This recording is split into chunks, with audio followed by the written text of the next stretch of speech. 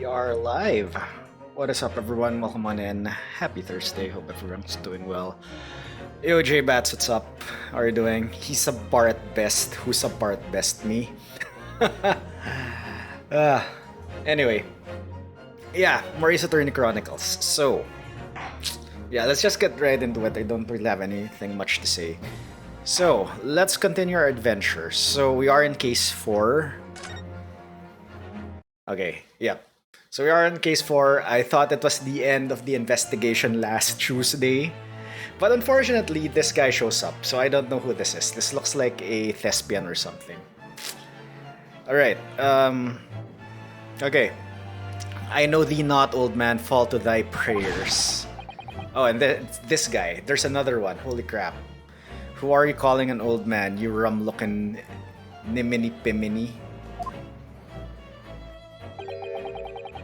There are more things in heaven and earth, Horatio, than are dreamt of you in philosophy. Yeah, this is definitely a thespian. GL lawyering, gonna be getting ready for work. Hey, no worries, J-Bats. Yeah, as always, thank you for dropping by. I really do appreciate it.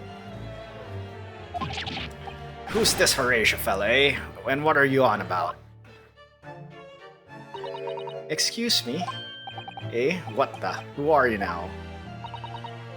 I'm sorry, I just look as though there might be some problem here, and my associate here, Mr. Yanusuke Narudo, is a lawyer, you see. A lawyer? What? If I can be of any assistance, I'd be happy to help. I'm from Japan, but I have studied English law. Okay, why are you now, like, inserting yourself into this argument? Fine, I'll be on my way for today, but you mark my words. This ain't over yet. Oh my god, these are so over-the-top people. Get thee to a nunnery. Do I look like a bloomin' nun to you?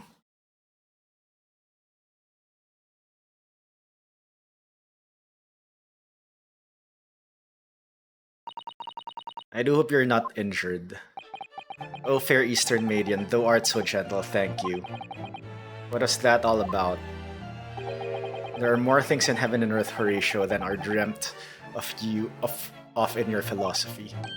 I'm not Horatio either.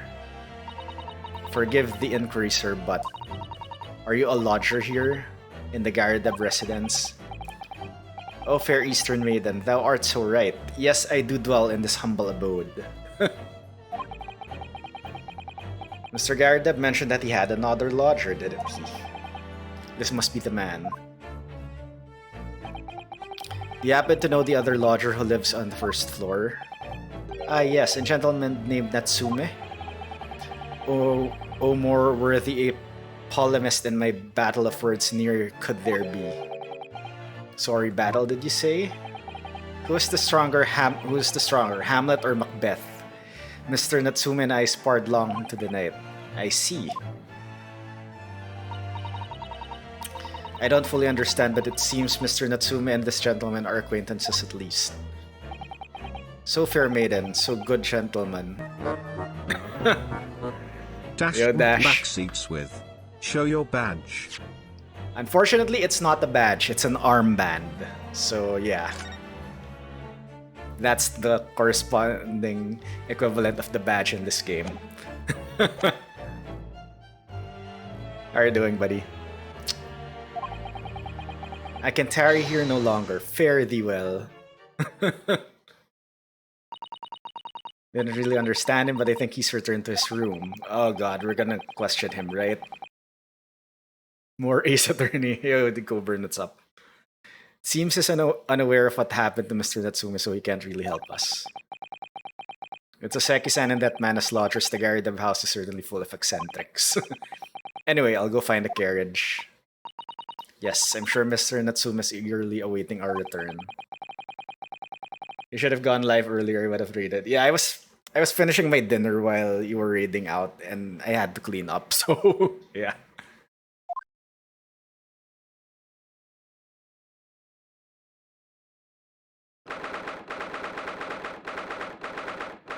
"6:31 p.m. local prison, cell 9.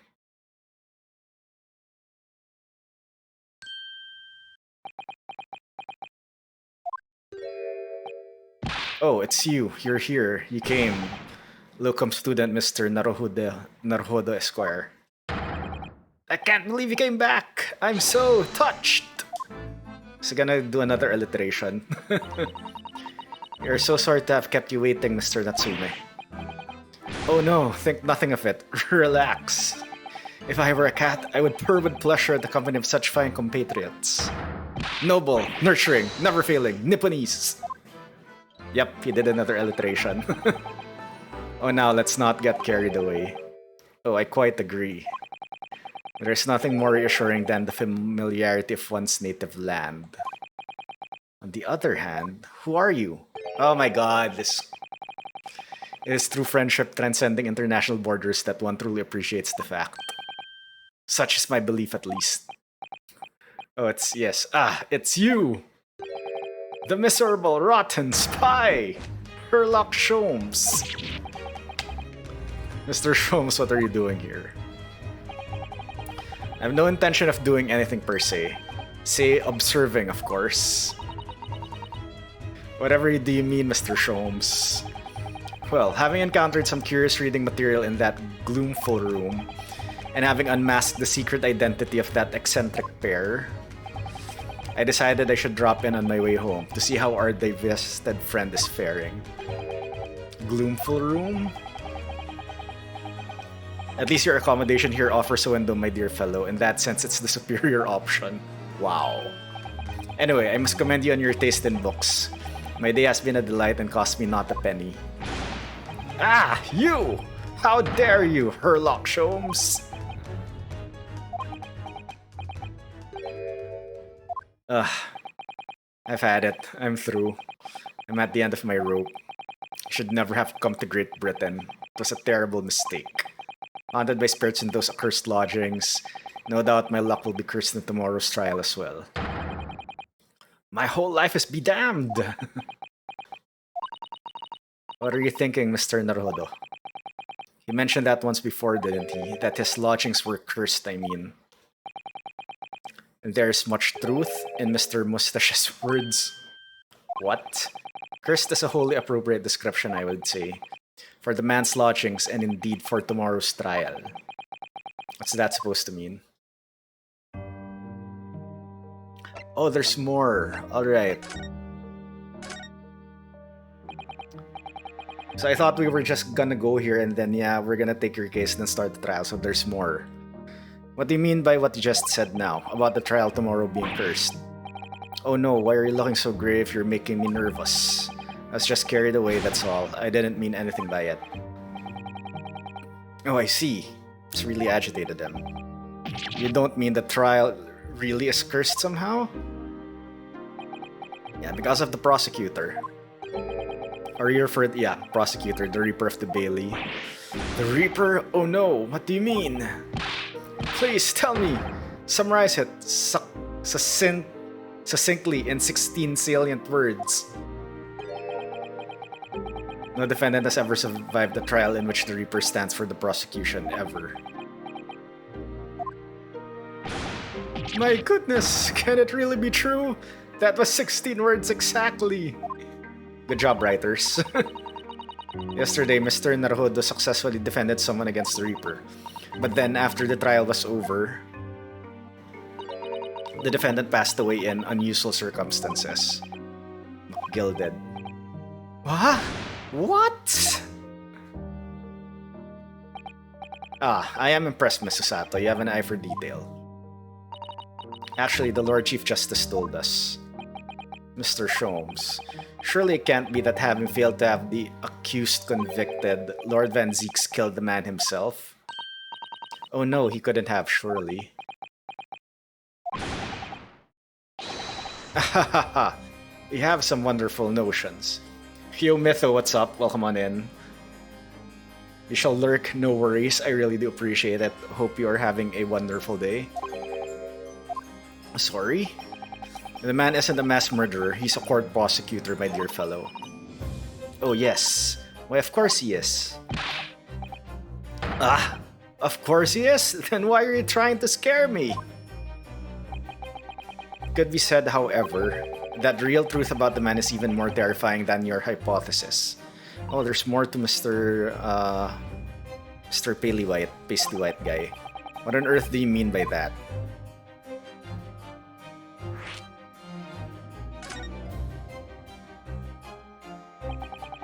Van Zieks is quite exceptional man. However, in London courts of law, exceptional does not equate to winning every case without exception. That's good. Looks like he's gonna cry tears of joy. As you are no doubt aware, in British criminal trial, there is both a judge and a jury. The judge officiates based on the letter of the law, whilst the jury offers public opinion and common sense. It is an excellent system whereby the defendant's guilt is considered from several points of view. This case is called the missing fish. It's the... what do they call that? It's the inspector earlier. He ate all the fish and chips. How are you, Aniel? Welcome on in. However, public opinion in particular is somewhat easily manipulated. Criminals and corrupt lawyers, for that matter, can use it to their advantage, by any means at their disposal, contriving evidence, calling imposters as witnesses, and so on.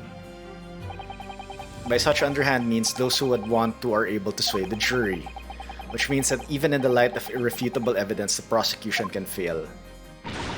But it means the wrong verdict can be passed. Sadly, as from time to time, my dear madam, it's simply the reality of the situation. And that's alright. However, those indicted by Lord Van Zieks cannot escape justice. Their fate is sealed. There better be tartar sauce with those fish. I don't think it's tartar sauce. I think they use vinegar. Anyone from UK and chat, please confirm if that's correct. Honestly, it's always stew. Oh, so they give an option, either tartar sauce or vinegar. Oh my. Though the adjudication may see them leave the courtroom with their freedom, within months they all disappear. It is most striking. Disappear? But how? By all manner of misfortune, sir. Perhaps they are trampled under a passing carriage, perhaps they fall into the Thames and drown. Perhaps they are suddenly overcome by a raging fever, or perhaps attacked by highwaymen. Oh no. All examples of the reality of events here in London, I'm afraid, Mr. Naruhodo.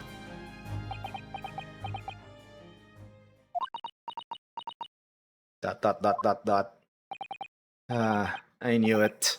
Let me guess, alliteration.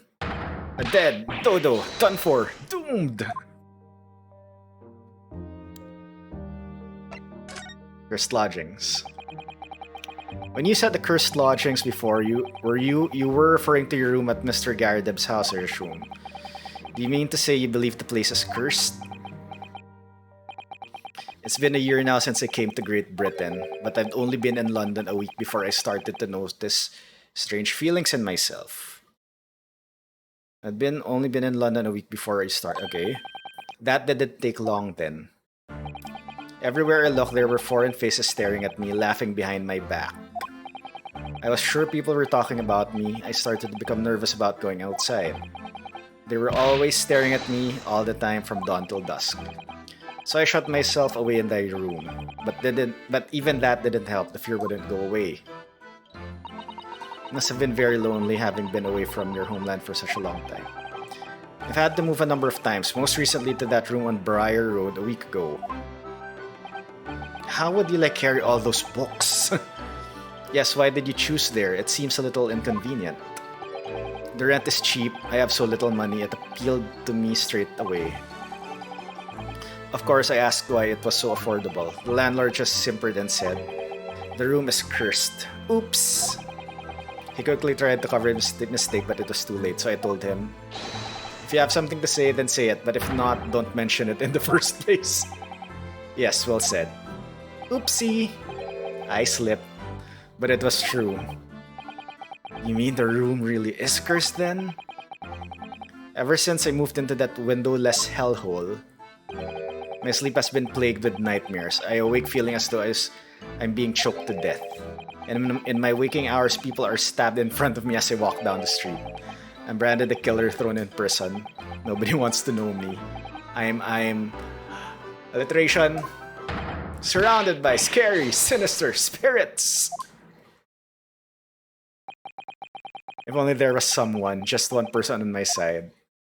Yes, we'll take your case. Can no one find it in his or her heart to believe in me? Really no one at all. To believe, yes, to believe.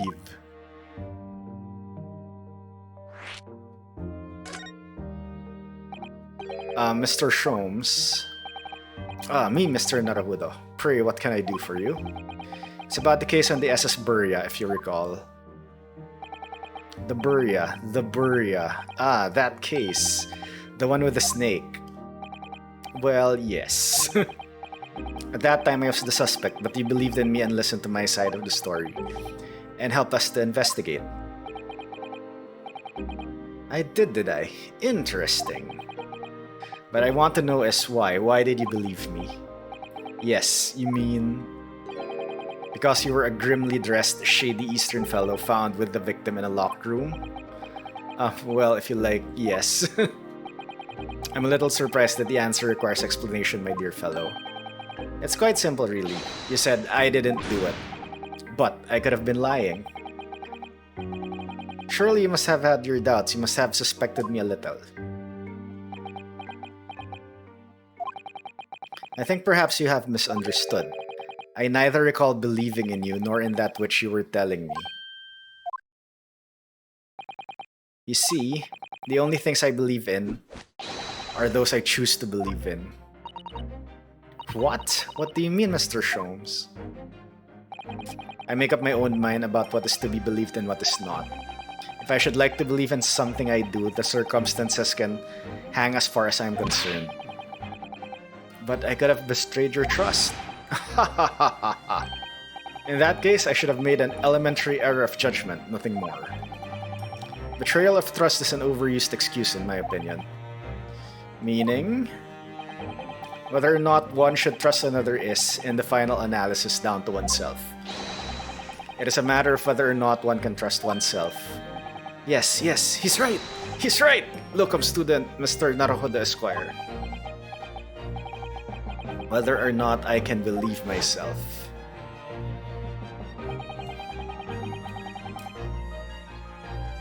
A defense lawyer is only as good as his faith in his client. And that comes down to how much faith he has in himself. You were so right, Kazuma. So yes, we'll take your case.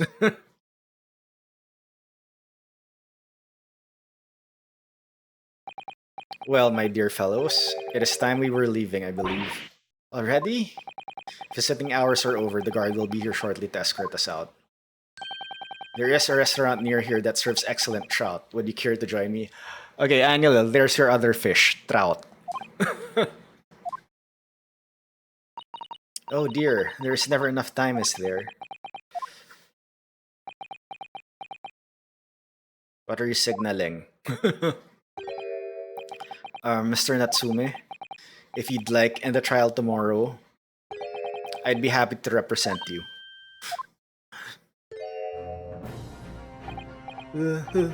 Locum student, Mr. Naruhodo Esquire. As I said, I only experienced a British courtroom for the first time yesterday. And although the man I was representing was found not guilty, I lost sight of something crucial. What to believe in? The defendant, justice, or the truth? How to believe even.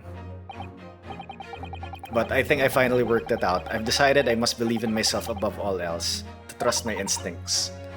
Yes, sir, Mr. Naruhodo. And my instincts are telling me that you, Mr. Natsume, are innocent of this crime. And it is imperative that we prove that in court. Locum student, Mr. Naruhodo Esquire. I will fight for your innocence until the bitter end with every weapon available to me. So I hope you'll permit me to represent you tomorrow. As I said when we first met, I'd like to entrust my fate to someone who will listen to me in my native tongue. Of course, Mr. Natsume. It would be fair to say, Mr. Naruhodo, that your mind was in many ways made up from the outset.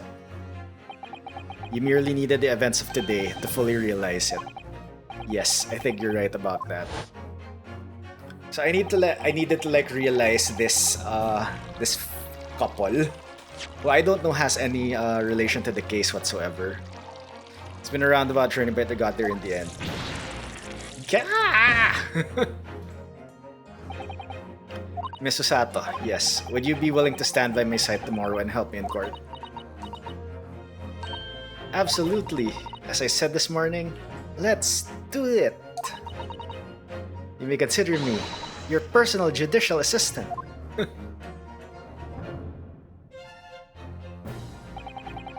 shocking events of yesterday's trial still weigh heavily on my mind, but it's time to stop looking backwards. Kazuma believed in me and Mr. Sholmes believes in me now too. So it's time. Time that I learned to believe in myself. Soseki-san has no one, he's all alone, so it's my job to help him. To fight his corner. Tomorrow, in the courtroom. With all the strength I can muster. To be continued. Yep. Okay, that was the end of that chapter. So, we're now in court.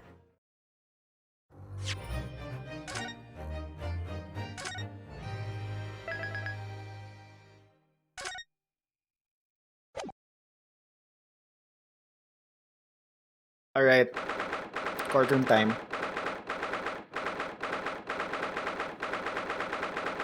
20th Feb, 9:23 a.m. Old Bailey Defendant's Antechamber.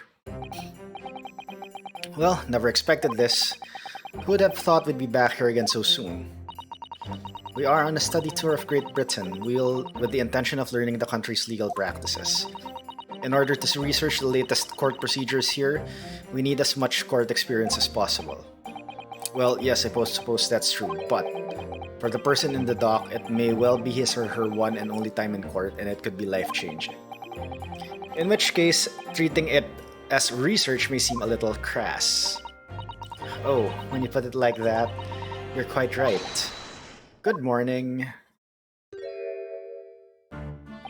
Ah, Mr. Natsume. Good morning. Oh dear, are you alright? Your eyes are terribly bloodshot. Yeah, your eyes are far more red than yesterday. The early bird catches the worm, as they say here in Britain. Yes, I've heard the expression. But I really don't want to catch a worm. So I tried desperately not to wake up early, but I was so worried I couldn't catch a wink. Oh, so you lack sleep. And now I'm absolutely exhausted as a result. Do all literary people take things so literally? Thank you for putting your faith in us today, Mr. Natsume.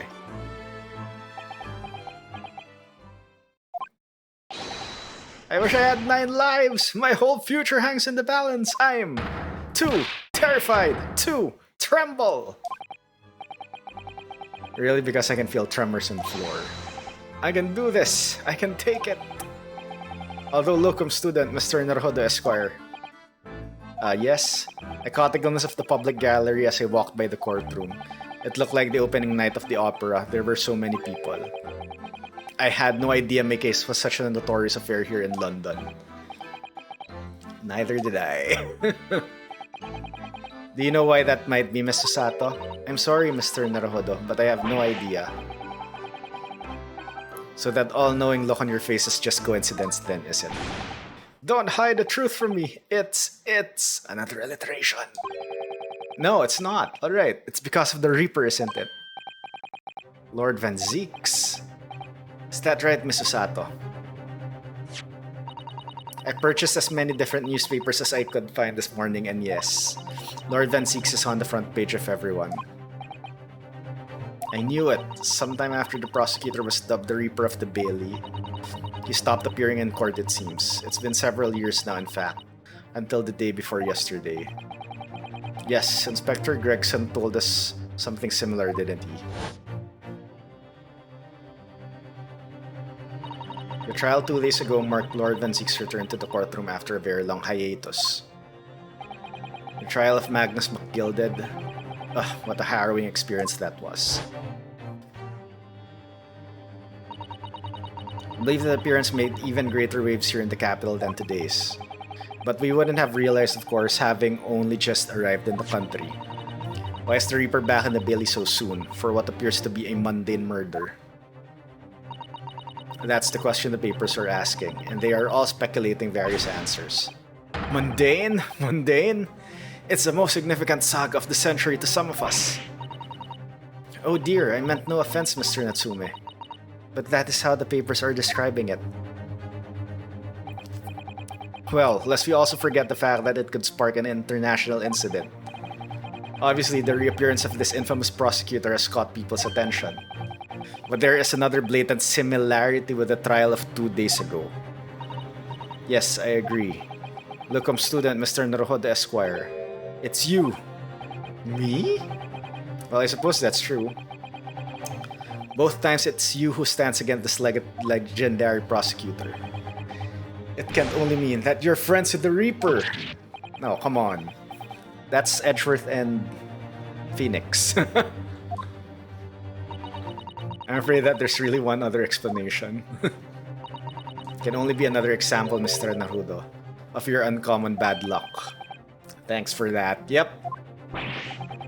Oh, this is just my luck. Why must I be represented by a man with such a frail fortune? By the least lucky lawyer alive. That wasn't an alliteration. Well, that it was you, Mr. Natsumi, who asked me to represent you. Yes, it's true that I'm just a student, new to London with little in the way of experience or skills or luck. But I promise you this. I'll fight your corner until the bitter end, and I believe in you, Mr. Natsume. Oh, benevolent locum student, Mr. Naruhodo Esquire. You're not alone here with us, Mr. Natsume. Whatever happens, we will always be on your side. Yes. Oh, benevolent non-locum assistant, Miss Mikitoba Esquires. Is it really Esquires? I don't know. I am in your debt forever. I shall never forget this. Counsel for the defense. The court session is about to begin. Kindly make your way into the courtroom at once. Yep, okay. We're going to court. Alright then, it's time. Let's go. Yes! Okay, who's the jury this time? Bring fish. The second trial against the Reaper. I hope you're watching over me, Kazuma. Because this time, I won't let my faith waver. I believe in my client to the last. Just like you believed in me. I believe I can do this now. I'm ready for this fight.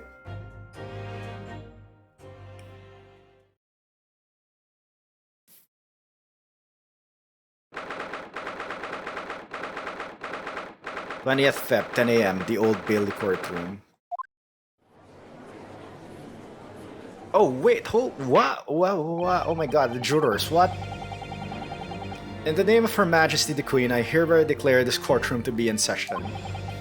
I now call upon the counsels for the prosecution and defense to declare their willingness to proceed. The prosecution is fully prepared, my lord. The defense is ready, my lord.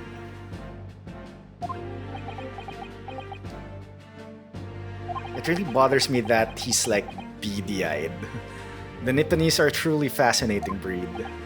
Sorry, what? Lord Strongheart has told me all about you. That you are a student who arrived in London but 2 days ago, a mere amateur. Do you have a point? Being a compatriot, you feel compelled to try to help the accused, I suppose. Typical Nipponese arrogance.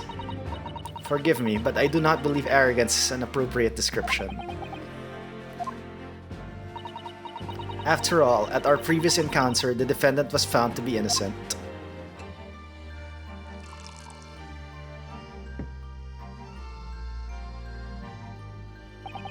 Very true, and a most fascinating, if dark, trial it was too. The tragic conclusion came later, of course. Here's to the acquitted and his unfortunate, violent end.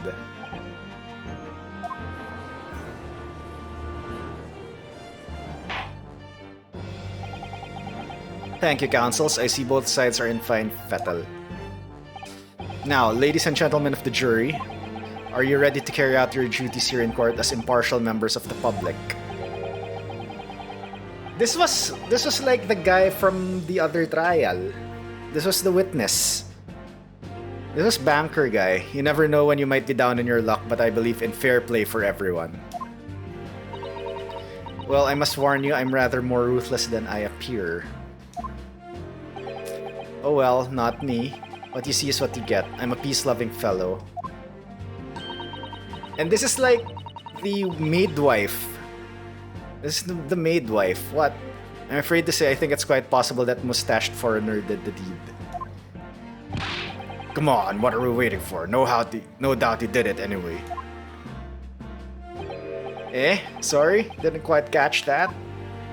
Wow, juror number 6 is also an old person. Very well, let's proceed. Your opening statement, if you please, Lord Van Zeeks. Very recently, Great Britain signed an alliance with a rising power in the Far East. The accused in the dock today is a student from that same land, a certain Mr. Soseki Natsume. And while our country has extended this foreign student the warmest of welcomes, regrettably, the kindness has not been returned. In fact, this student is accused of a most sinister act. Of plunging a knife into a back of an innocent woman who was doing nothing but walking down the street. Wow, chalice didn't survive, but that lamp did. Alright. A knife crime, I tell you from bitter experience, those are the worst, bloody oath they are. Just look at that shallow complexion and short stature. He's one of those dreadful Japanese. Come on, let's get this over with. With me now, everyone. 1, 2, 3. Eh? Sorry? Didn't quite catch that?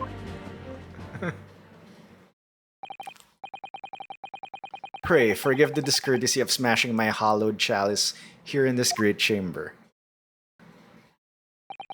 Allow me to call the first witness to the stand. Very well. Bailiff, lead the inspector in, please.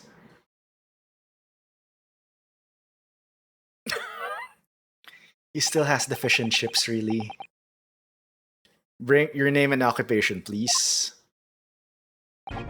Yes, sir. Tobias Gregson, Detective Inspector at Scotland Yard. Would you please summarize the events of the case for the court, Inspector?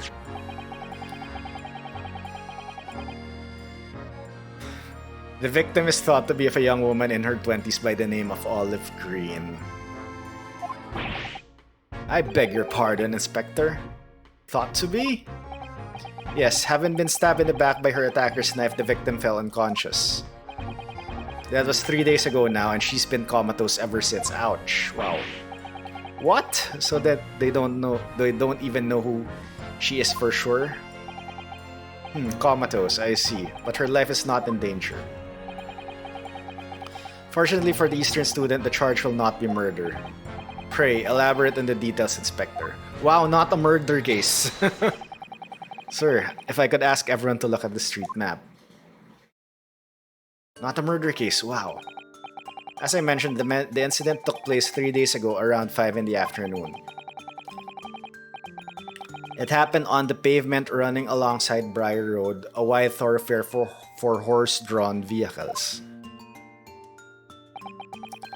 It had not long since stopped snowing as the victim, Miss Green, was walking down the street.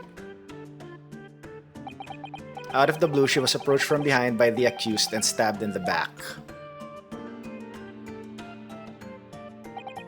Luckily, the young lady's life was spared and she's currently being treated in one of the city's hospitals. But being unconscious as she is, we've been unable to take a statement from her, of course. This is the case filed with everything we know about the victim so far. Thank you, Inspector. The court will accept the documents as evidence, if you please. Case file has been entered into the court record. Alright.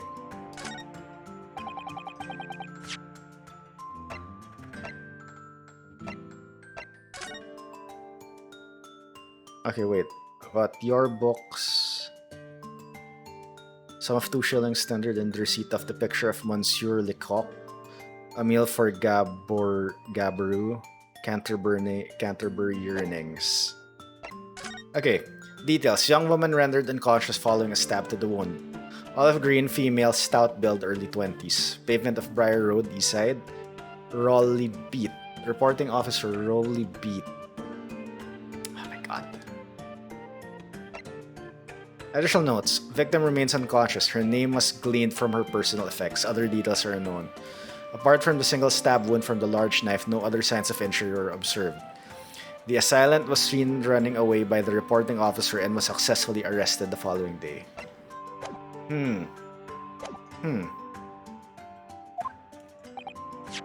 Sir, I have that here. It was removed from the victim's back.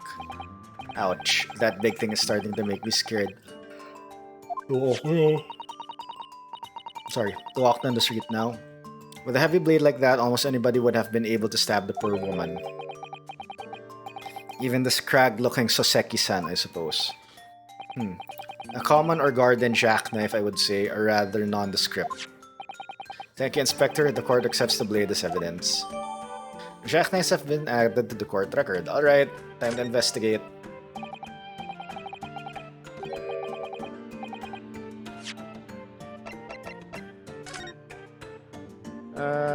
No.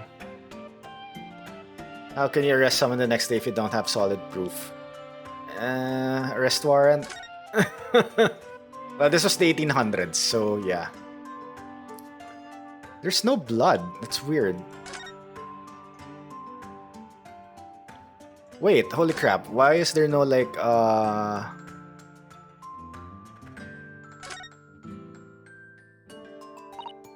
Okay, look here, just at the tip. A small piece of the blade appears to be missing. You're right, well spotted. I wonder what could have happened to it. Yes, you don't think it could still be lodged in the victim, do you? Oh dear, I do hope not. That sounds terribly painful. Yeah, I think that's only the thing I can observe here for now. So, alright. Okay, motive. From what we can tell by looking at the woman's possessions, it seems like she's a poor student herself. Hard to imagine she would have had anything much worth pinching, my lord. I see. Well, in that case, are we looking at some deep-seated resentment toward the victim? I'm afraid I couldn't say.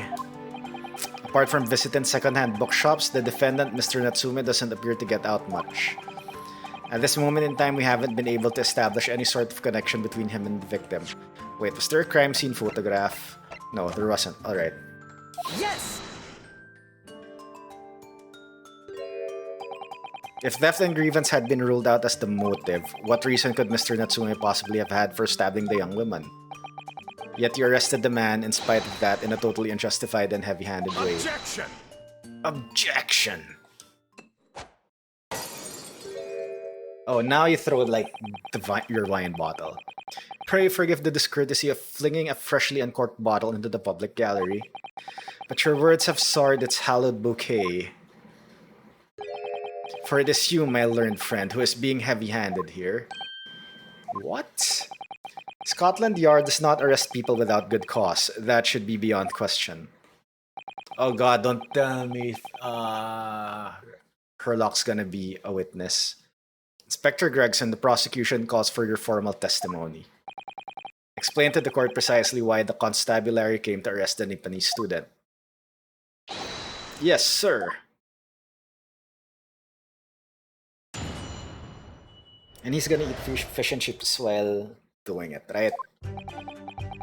As I said, it was 5 o'clock in the afternoon when the incident occurred and there was an unusually light fog. Visibility was reasonably good and there was no one else about but the victim and the accused. Out of the blue, the victim was stabbed from behind and subsequently collapsed on the pavement. Accused ran off, scattering his belongings all over the floor. Those being a number of old books he just bought, he was on his way home from a bookshop, it seems. It was just a matter of working out who the books belonged to and we found the bloke to arrest him. I have a book receipt. So what were the books? Old books, you say? Yes, my lord, I have a photograph here of the scene of the crime taken immediately after the incident. I'm actually surprised this is a color photograph. Did anyone see this happening? Allegedly, there was a witness.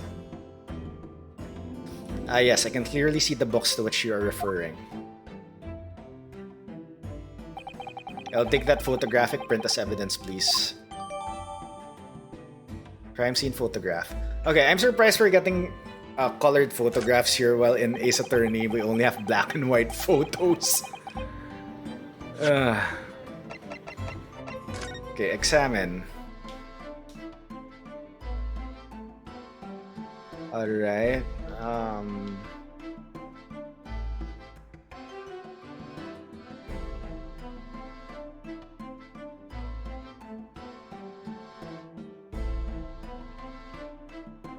Okay, I can't see the titles here, so I don't know.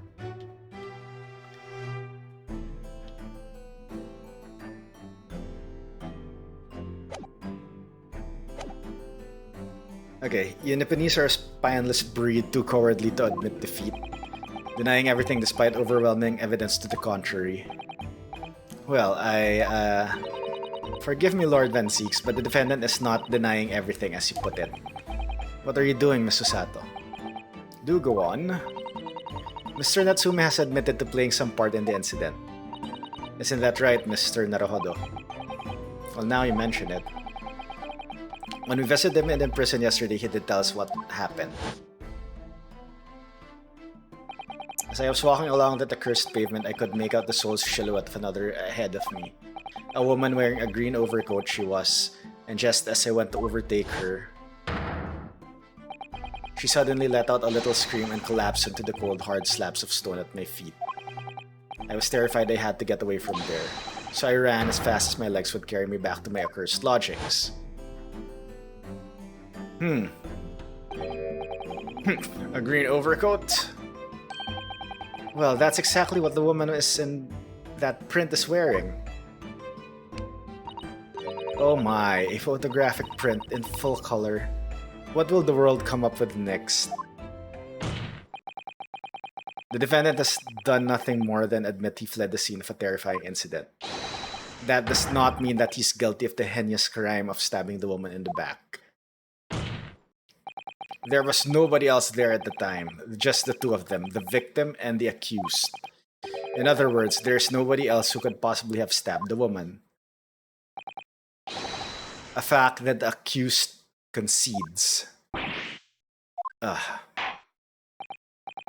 It seems that this cross-examination could prove to be a pivotal. Counsel.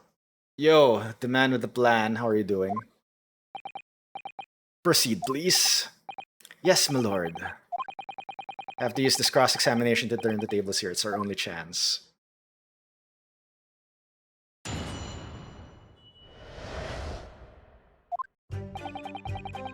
Said it was 5 o'clock in the afternoon when the incident occurred and there was an unusually light fog. Hold it!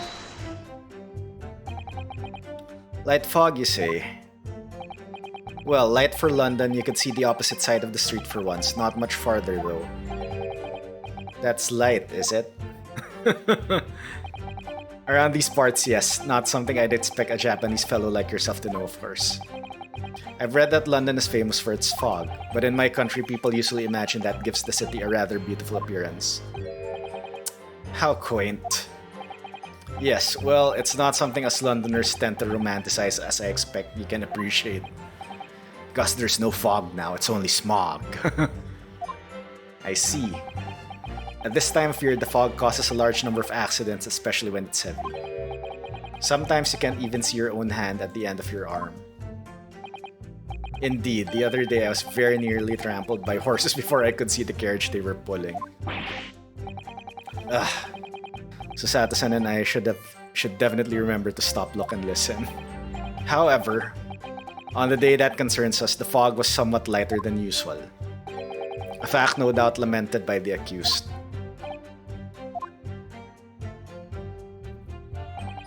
Visibility was reasonably good and there was no one else about but the victim and the accused. How are you able to state that with any certainty?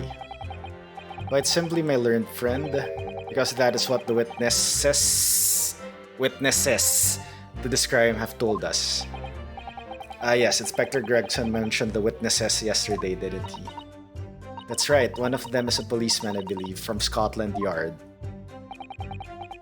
That is correct, ma'am. Then we must hear their testimony.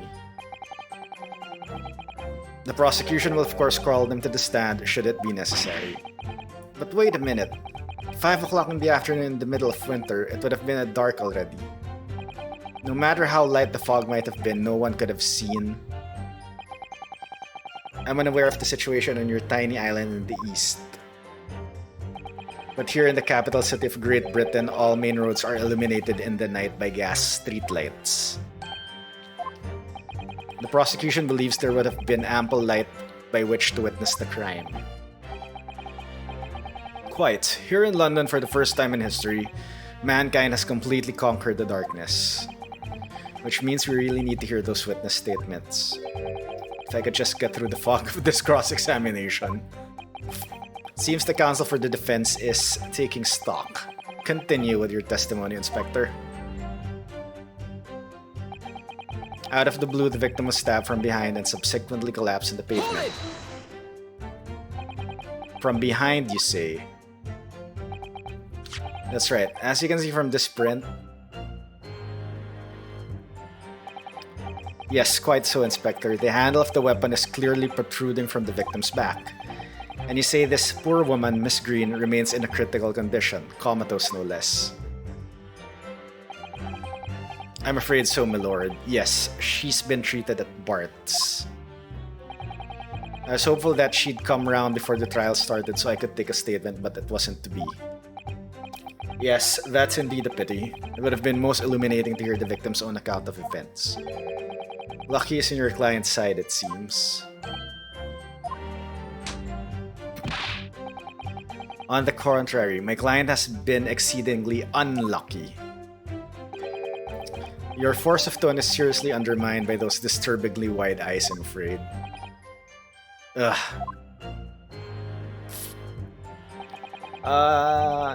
Gonna have to be lurking, but really enjoying Ace Attorney Screams. Yo, Tilted, how are you doing? Welcome on in. Yeah, thanks very much for dropping by and lurk. Really appreciate it. So yeah, I've been enjoying this game a while. I know it's very much far from the usual Mario games that I play, but yeah, I've been enjoying it. I'm also like doing the what they call this, the spin-offs, like this one, Chronicles, before the next trilogy drops out later this month. So I am planning to do Ace Attorney 6 when that comes out. However, I am thinking if I will replay 5. I'm just thinking about it first, but yeah. I'm definitely not replaying 4 because that game annoyed me a lot. Anyway. Alright. But yeah. Also brought this and the first trilogy on Steam. Yes. Yup, I think they are on sale, if I'm not mistaken. So I have both on Switch, because I think they went on sale actually last year. No. I think I bought Chronicles last year, and I think the first trilogy way before that. But yeah, they are on my Switch. I am on Switch, so yep, this is on Switch. All right. Yeah, I'm gonna get the next trilogy as soon as it comes out. All right. Accused ran off, scattering his belongings all over the floor. All right. I do have the book receipt. So he should, if I could press this inspector on what books were found. I think you'll find it's all there in the photographic print of the crime scene. It's the books. 3 books on the floor. That's right, my lord. Second-hand books they were. Irreparably damaged after falling in the snow. The accused could easily have carried all 3 books in one hand, which means his other hand would have been free to wield a knife, for example. He's very clever, isn't he? What do you mean? He made it extremely hard for you to assert that Mr. Nasumi had his hand full with his books. He's managed to close the one avenue of escape we might have had before we even knew it was there. You mean to say that the defendant was holding his belongings as he thrust the knife into the woman's back? That must be what happened, my lord, yes.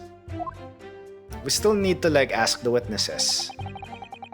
Those being a number of old books he just bought, he was on his way home from a bookshop, it seems.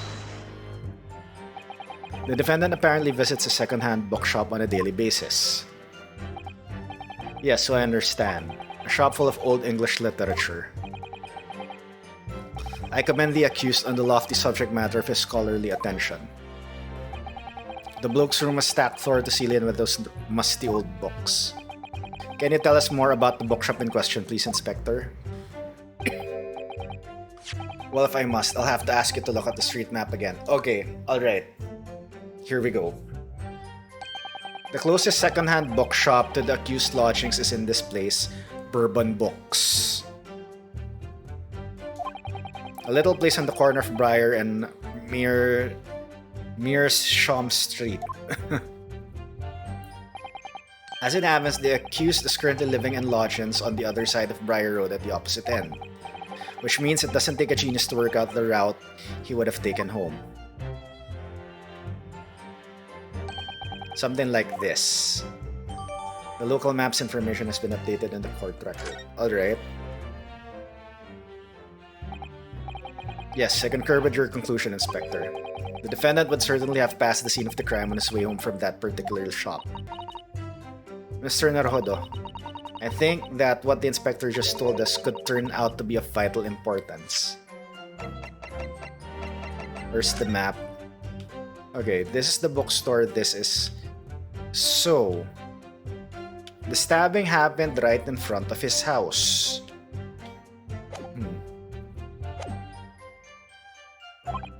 Yes, I agree. The most important point that the inspector just made being...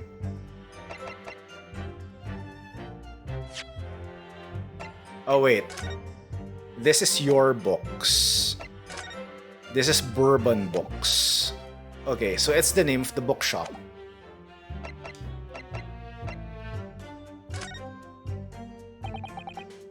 It's a bookshop. Mr. Inspector Gregson, may I ask you a favor? What? Would you kindly add the name of the bookshop to your formal testimony, please? I believe it may be of vital importance. Maybe? Oh well, you know, I mean... Yes! It could be a very important clue. Oh wait, he's not beady-eyed, damn it. Very well, not that I can see it being of any great significance. But please revise your testimony accordingly, Inspector. Yes, sir, my lord. Whatever you say. Could the man be any more sardonic? He was on his way home from Bourbon Books, a second-hand bookshop he apparently patronizes. So the shop is called Bourbon Books, is it? That's right. That's the closest second-hand bookshop to the accused lodgings. And to get from there back to his room, he would have gone right past the very spot where the incident took place. If I could just confirm one point, can we be sure that the defendant really did visit Bourbon Books on the day in question? Well, we haven't actually confirmed it, no. We haven't confirmed it, why the devil not, Inspector? Well, the thing is... The shopkeeper's gone on a trip, you see, left the morning after the incident to collect more stock, I'm told. So we haven't been able to ask the bloke if the accused visited his shop on the day in question or not. Well, in that case, what did the defendant himself have to say about it? No recollection. What? According to the statement he made at the time, the accused has no recollection of where he'd been. You have the receipt. Of course, no, of course he doesn't. The bloke clearly had his head on the clouds whenever he was walking about town. He claims he just wanders into whatever bookshop he happens to be passing and rarely notices the name. I should say the man ought to learn to look where he's going at the very least. So, it's just as I thought then. Is something the matter? Inspector, you may continue with your testimony. It was just a matter of working out who the books belonged to, and we found the bloke to arrest him. Alright, I need to present the book receipt to the bookshop statement. He asked for the help of the famous detective Sherlock Holmes to locate the defendant, I believe. Stuff and nonsense. Sorry? That jack in office, that busybody, just comes and sticks his oar in whether we ask him or not. But according to what I have here, Mr. Sholmes was shown to the scene by Scotland Yard detectives.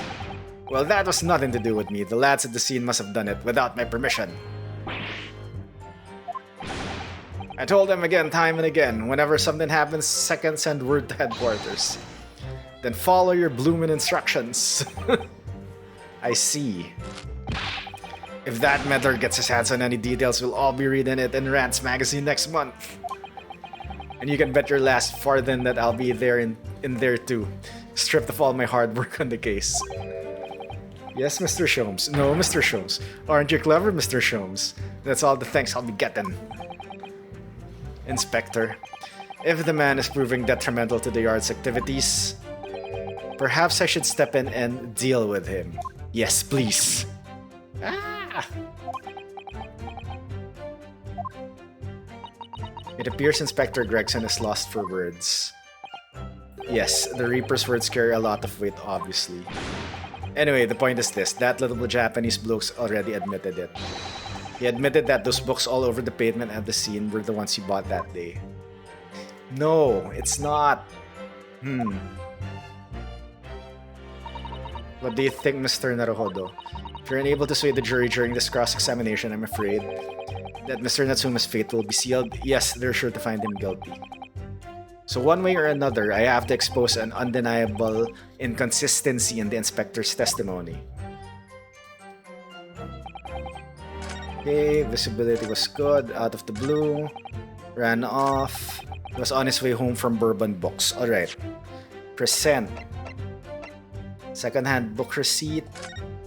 It says your books. Alright. Objection! If I could just stop you there, Inspector Gregson. What is it, Sunshine? I'm a busy man, you know? This is a receipt that we found in Mr. Natsuma's room. It was issued on the day of the incident and details the purchase of 3 second-hand books. And you found that in the accused room, did you? Yes, but the point is not where the receipt was found, but the name of the shop printed on it. Go on. This receipt was issued from a bookshop called Your Books. Your Books? Y-O-R-E, I presume? Yes, my lord.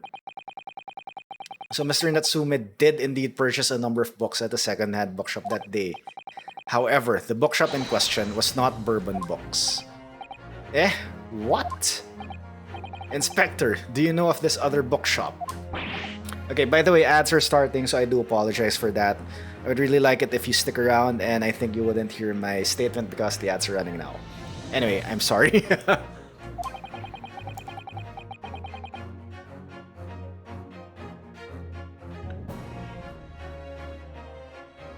Yes, sir. Your Books is another second-hand bookshop not far from Bourbon Books.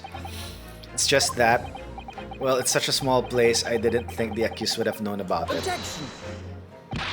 But in fact, that is the bookshop which the defendant visited on the day in question. And this receipt proves it. Yes, for what difference it makes. Whether the man purchased his musty tomes, it makes no difference in the final analysis. I disagree. I mean, after all, I have the street map here if that might be of help. Have a look at this, please. Okay, where is Your Books? If the defendant would have been returning from Bourbon Books, then yes, he would almost certainly have passed the place where Miss Green was attacked. However, if we take into account the fact that he was actually at another bookshop, Your Books, it may very well turn out that he wouldn't have passed that location at all. Could that be true? My, it rather depends on where this other bookshop is, but I do declare it may be a possibility. Is that right, Mr. Loyasa? Is that what you just said? Absolutely. It absolutely could be right.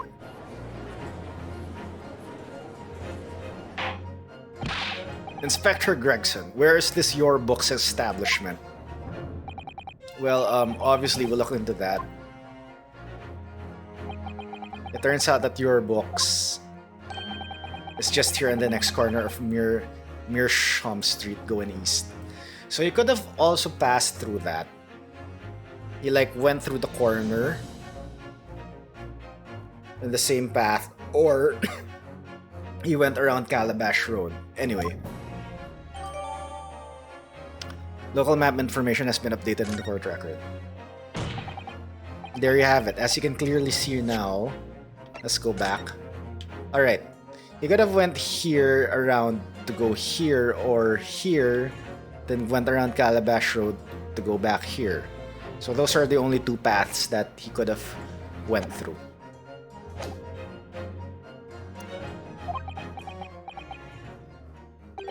Oh.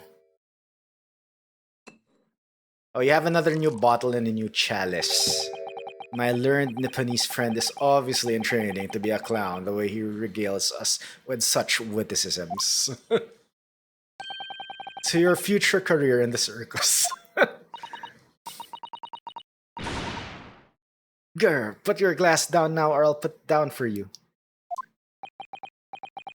I didn't think I need to spell it out, but here we go. If the accused was coming home from your books instead of bourbon books, yep, he could do the same path. There's no doubt he still would have passed the place where the victim was stabbed. Yes, thank you, Inspector. Allow me to reiterate for my learned, if somewhat slow, Nipponese friend. Wherever the man purchased his musty tomes, it makes no difference in the final analysis. Ah! As I suspected, you can't fool me, and I don't suggest you try. What did I say? I've had enough of this now. Beg your pardon? Terribly sorry, but would you mind repeating that? Mr. Naruhodo, we mustn't give up. You gotta have used another route. What? What do you mean? If the prosecution's assertion is correct, the members of the jury may very well decide that Mr. Natsume is guilty. She's absolutely right. We must think. We must consider the assertion just put forward by the prosecution very, very carefully. They claim Saseki-san must have passed the location of the incident on his way home from your books, but there is an objection. The assertion just made by prosecution is fundamentally flawed. Yeah, there's another way around. Explain yourself. Yes, my lord. You can see what I mean on this map. When returning from your book's lodgings, Mr. Natsume could have followed the route suggested by the prosecution. However, that isn't the only conceivable route to take between the two places. Yep. You could have went through that way. If the defendant used these streets, look what happens. He arrives back at his lodgings without passing the location where the victim is attacked. But he could have seen it. Talking back to a clown is a fool's errand, of course. However, I feel compelled to point out that if that route is what is commonly referred as the long way round. On a cold winter's night, why would any man choose to take a longer route home? Well, yeah, because my defendant is absent-minded. The answer is extremely simple. He wouldn't. In other words, the accused took the obvious route back to his lodgings and is the obvious perpetrator of this crime. But, aha, yes, I've got it. Obviously, we must ask the man himself, Mr. Natsume, which route he took home. I have already informed the court of the accused's response to such questioning. He claims he has no recollection. Huh? That's right. As I said, the bloke seems to spend his time outside wandering aimlessly from A to B. That day was no exception. He says he doesn't remember where he was or which route he took home. I don't believe this. I thank you, my learned friend, and suggest that we do not waste any more of the court's time by wandering aimlessly around this subject. Pray, what say you, insightful jurors? No, I'm gonna have to do a summation examination here. But even the defense is, hold it!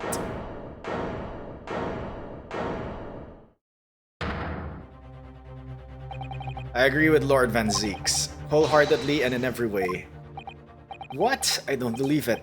Does this mean we members of the jury are completely convinced now? Very well, in that case, I hereby call upon all members of the jury to present your findings to the court. Guilty. Guilty. Guilty. Guilty. Guilty. Guilty. Oh my god, what unanimous vote? Okay, it's time for the summation examination. It would appear that jury's leaning is unanimous. Wait, I can still deduce the summation. To the insightful members of the jury, I applaud your brave resolve. You served Queen and country admirably. Mr. Naruhodo. No, not yet. This isn't over yet. I still have one last chance to sway the opinion of the jury. I have to tip the balance of the scales the other way. I have to turn this around. Somehow. Those are the eyes of Quarry, not yet willing to give up and die.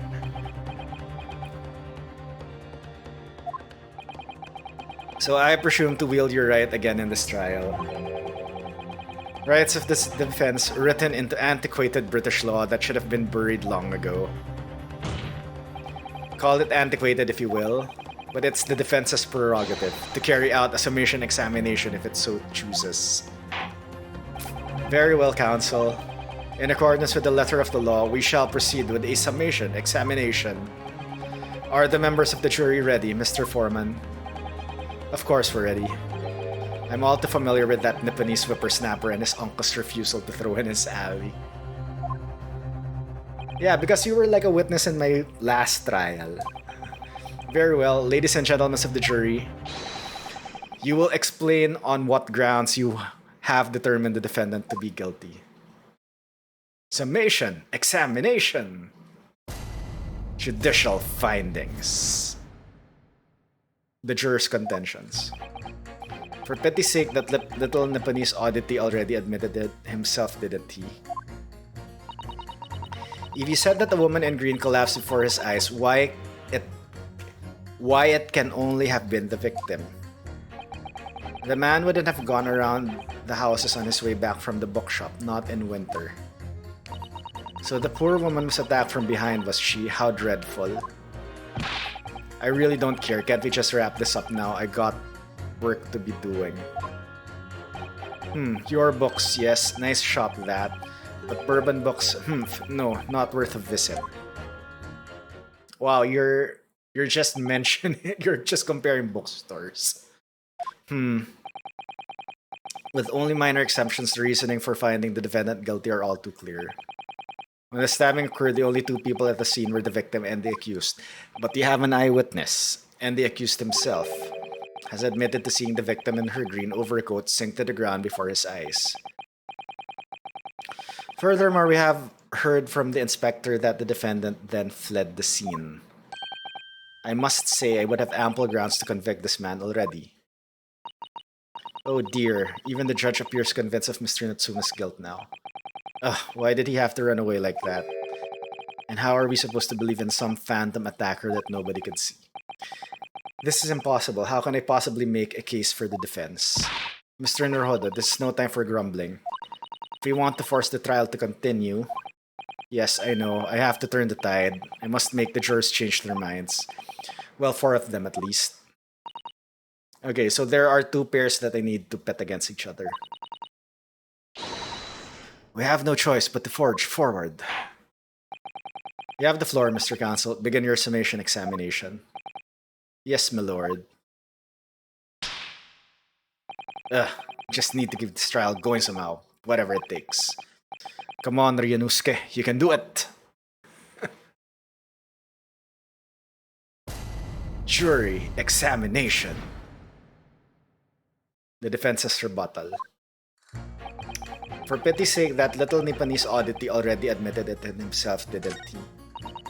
If he said that the woman in green collapsed before his eyes, why it can only have been the victim. The man wouldn't have gone around the house on his way back from the bookshop, not in winter. So the poor woman was attacked from behind, was she? How dreadful. I really don't care. Okay, so I think 5 and 6, you can't pit 5 and 6. That's only the first 4 jurors. Attacked from behind, have gone around the houses. Woman in green collapsed before his eyes.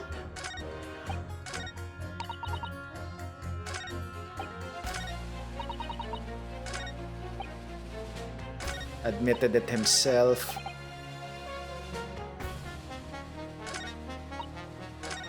Okay, I am going to pit you.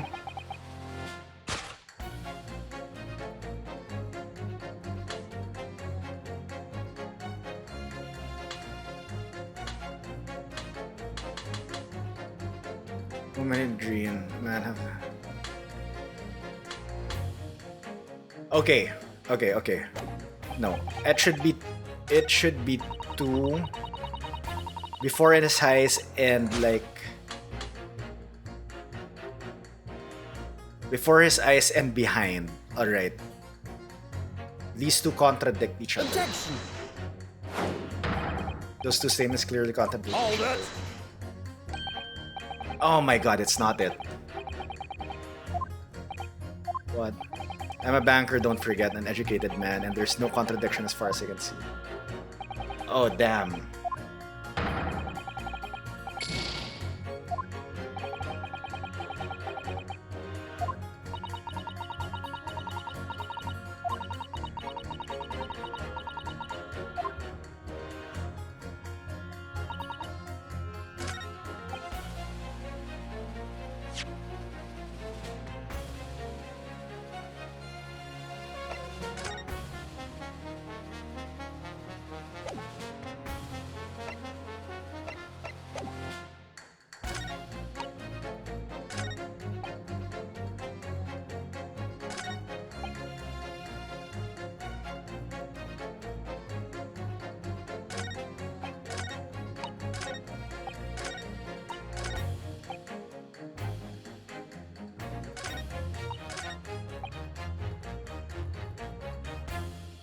Man wouldn't have gone around the houses on his way back.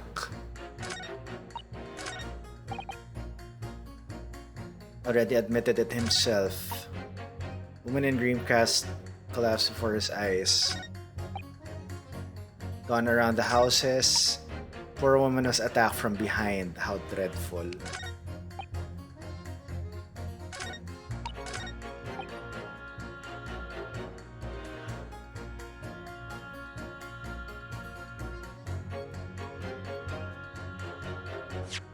Save scum.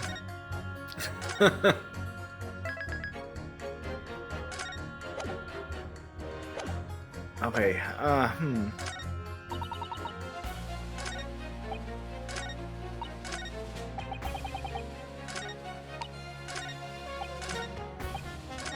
I don't care. Can't we just wrap this up? Poor woman was attacked from behind. The man wouldn't have gone around the houses.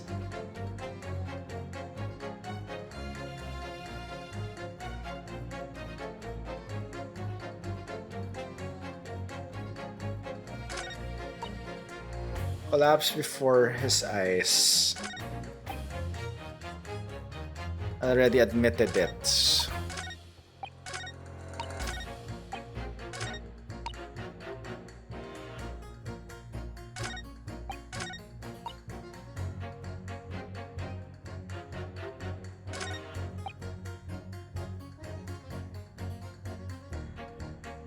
Okay, what do I have for evidence? I only have like the crime scene photo, the knife, and the case overview. Okay, wait.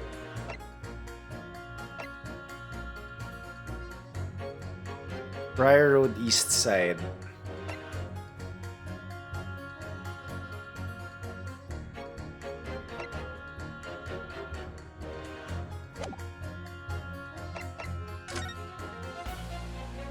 So East Side.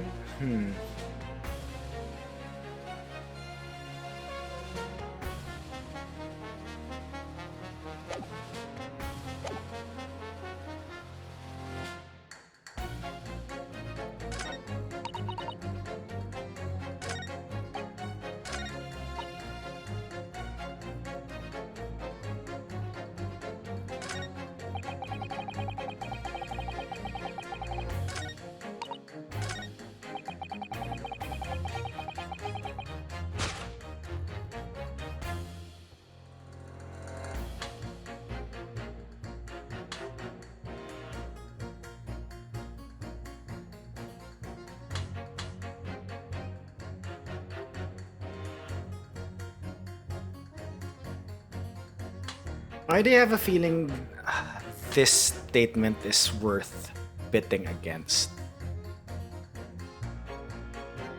Objection!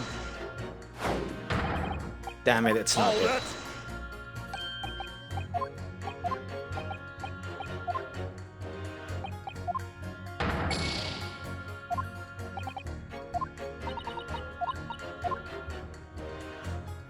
Okay, so the man would have gone around the houses. The woman in green collapsed before his eyes.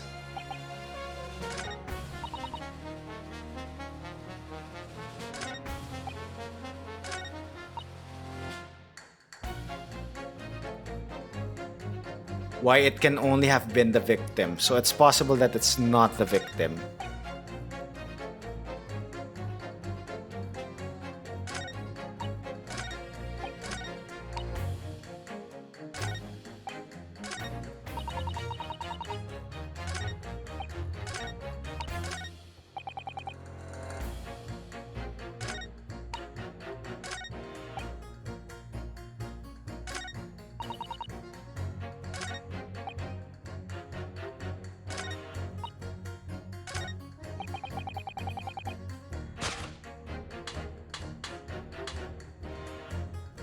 Objection!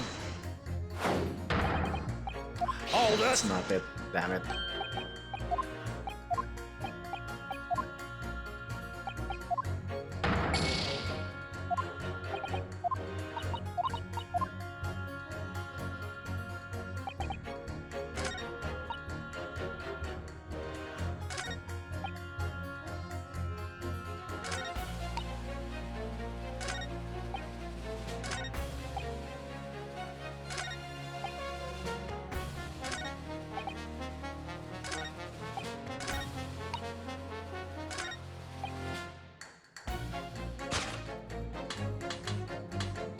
Objection! Oh, damn it. Holy crap. What the hell?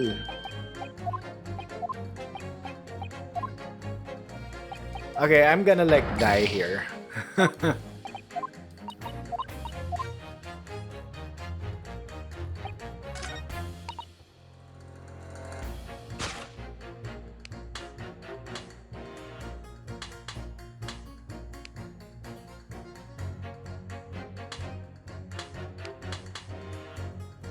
Okay, I pitted 4 and 2 against each other earlier. I pitted these two against each other also. Pitted 1 and 4 also.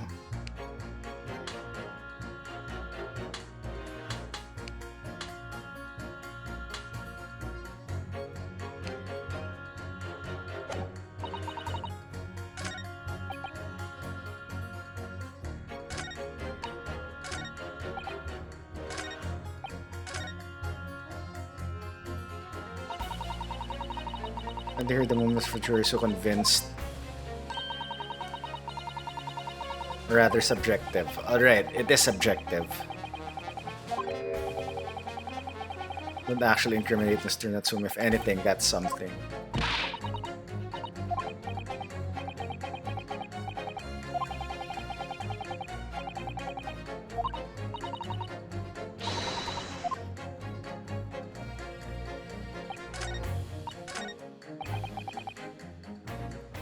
Already admitted it himself, didn't he?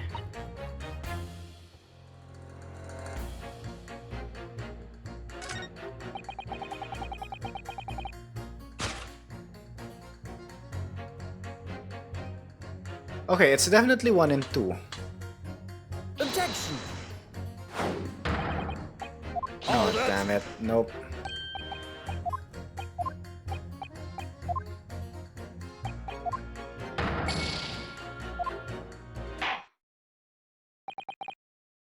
Okay, I'm gonna restart from chapter start.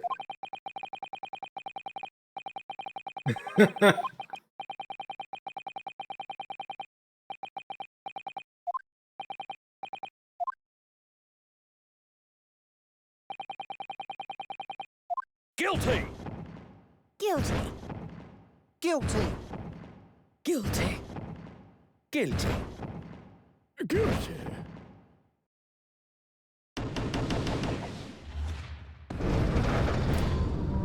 Holy shoot, so I think I have to pit 5 and 6 against each other.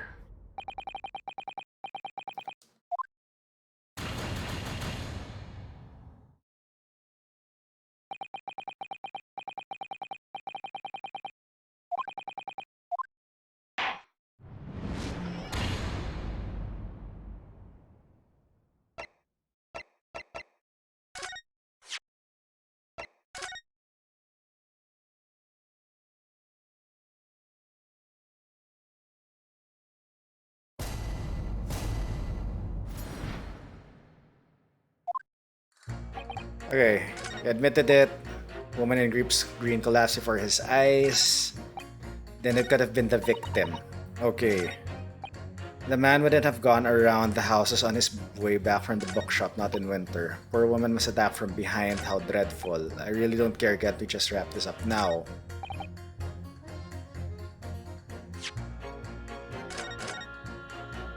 You know what? Let's just save just in case we need to restart again.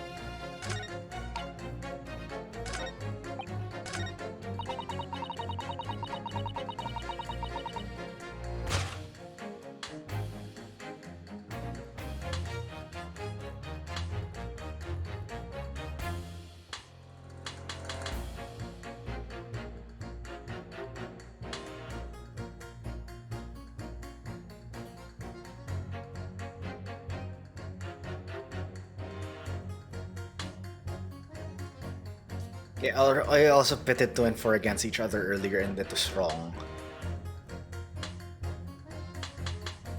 Objection! No, damn it. Hold it!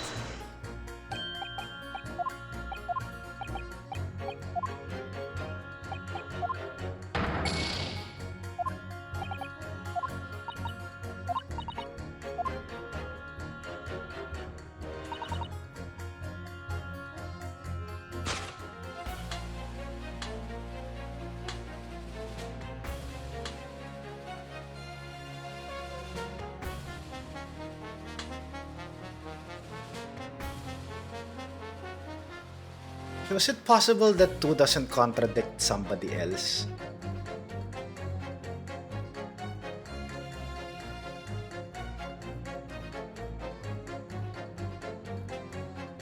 Objection! Damn it. Hold it! I'm just guessing here. I can't like see anything that like contradicts each other unless I'm super blind and super stupid.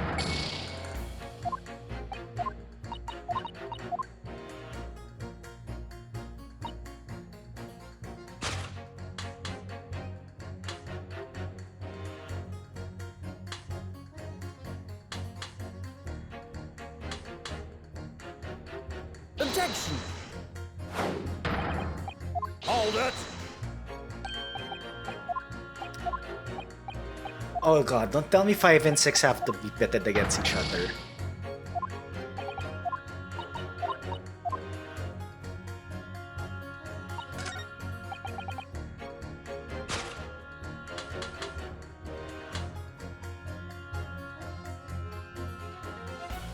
Did I put pit 3 and 6 against each other? I don't think I have. I know I have 3 and 4. Objection! No, damn. Hold Alright. it!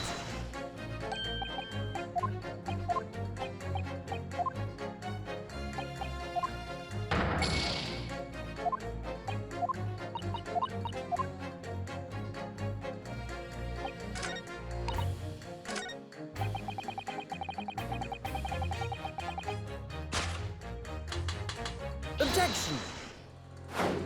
Damn it. Hold it! Okay.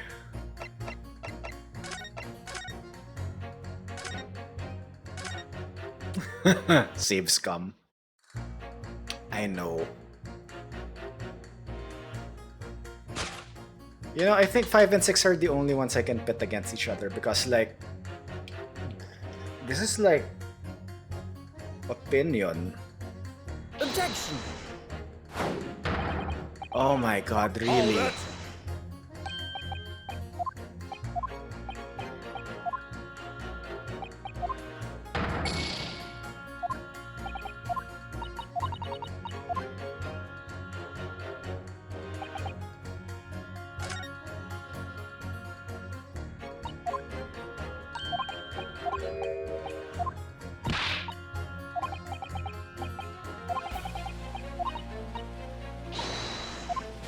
Hmm.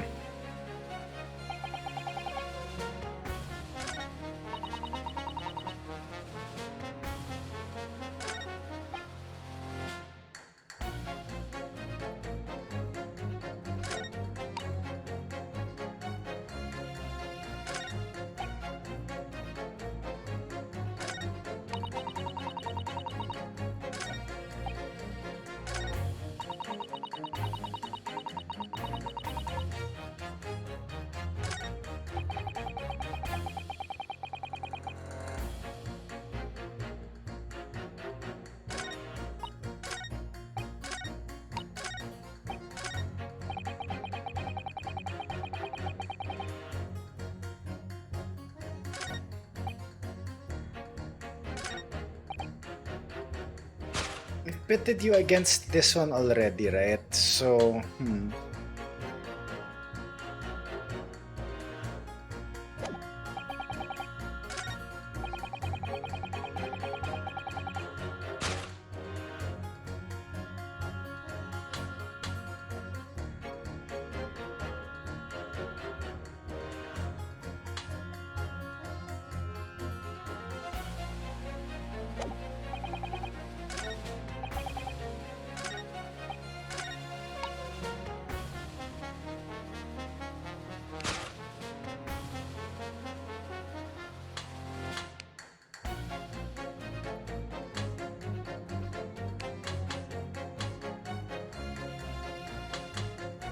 Objection! Hold it! okay, I need to list down what combinations I've already done. So, yeah, we're gonna brute force this. So I've already done 1, 4.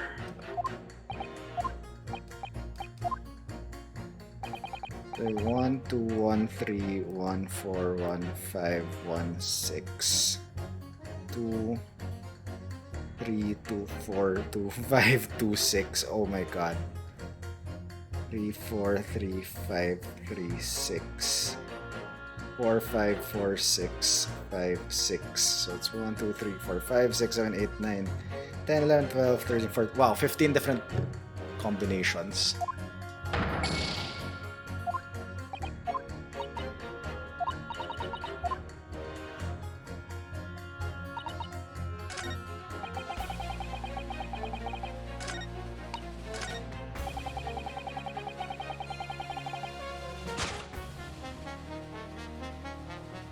Objection! Okay, damn it. So 1, 5 is wrong. 5, 6 is wrong.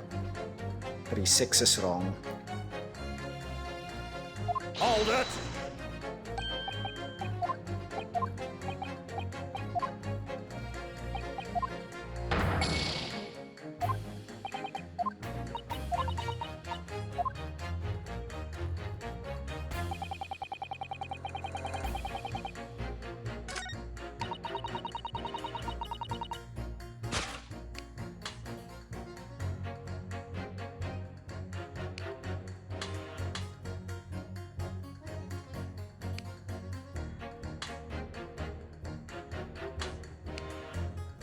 Objection!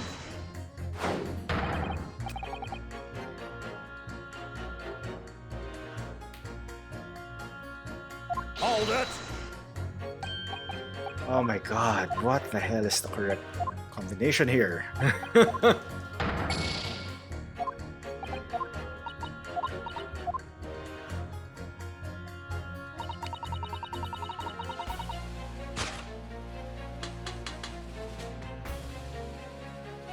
Objection! Okay, 4-6 is also wrong.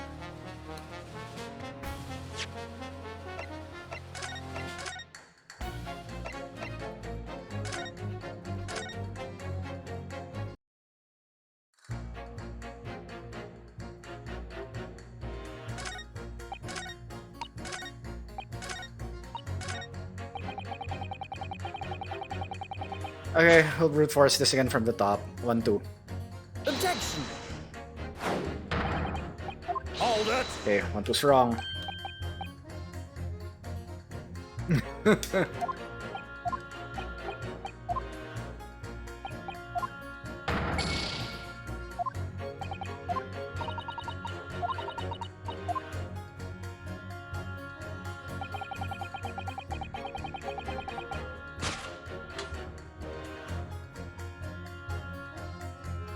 Objection! 1-3 is also wrong. Hold it!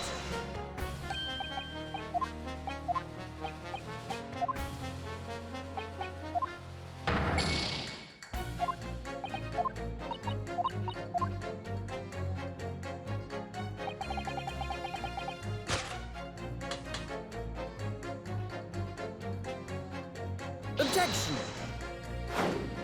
1-4 is also wrong. Oh my god, so juror number 1 doesn't have a contradiction.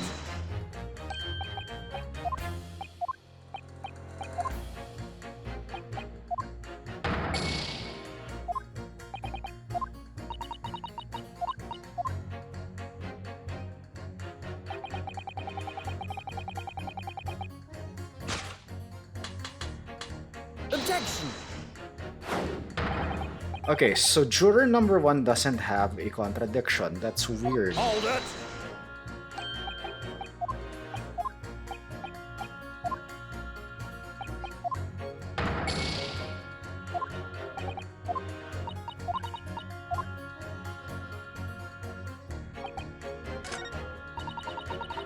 Okay, women in Grief's class before his eyes. Objection! 2-3 is wrong, really. Hold it!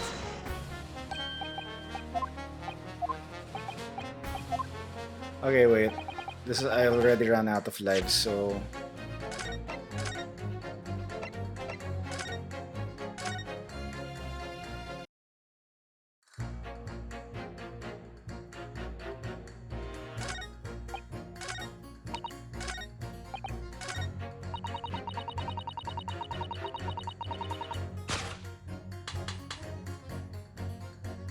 Objection!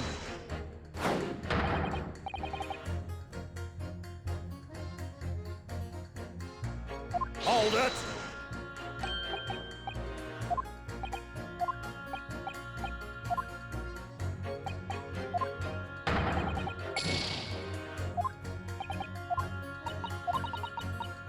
So is it 2 and 6? Really?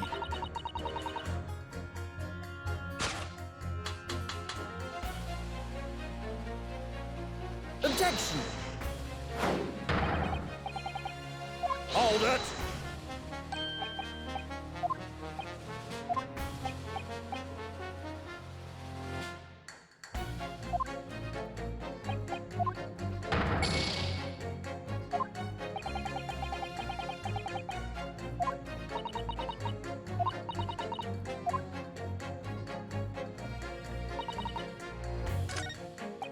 Can I present something? I don't think I can present something here, right?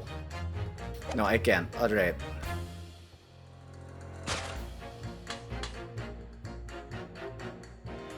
Objection! Hold it! Okay.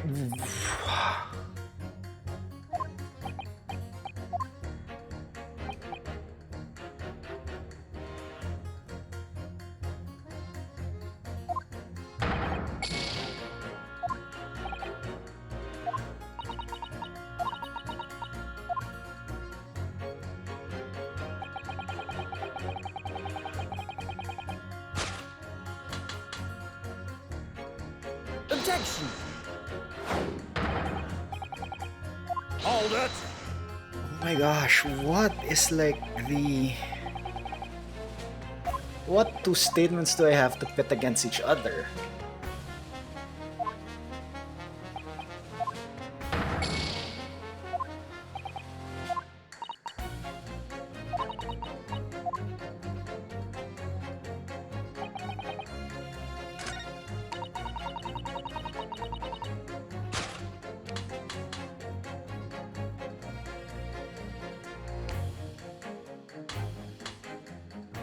Objection!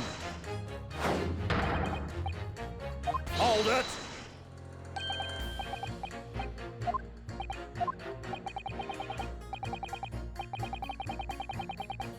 I can't press them from their statements as well.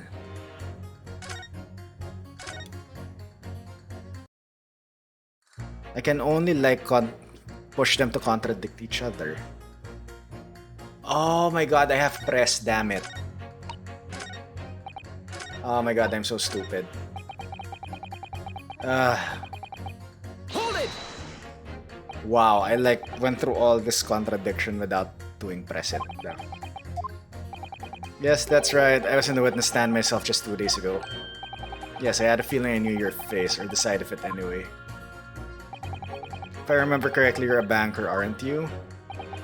That's right, after the gold rush down under. Oh, okay. So he's from Australia, no wonder.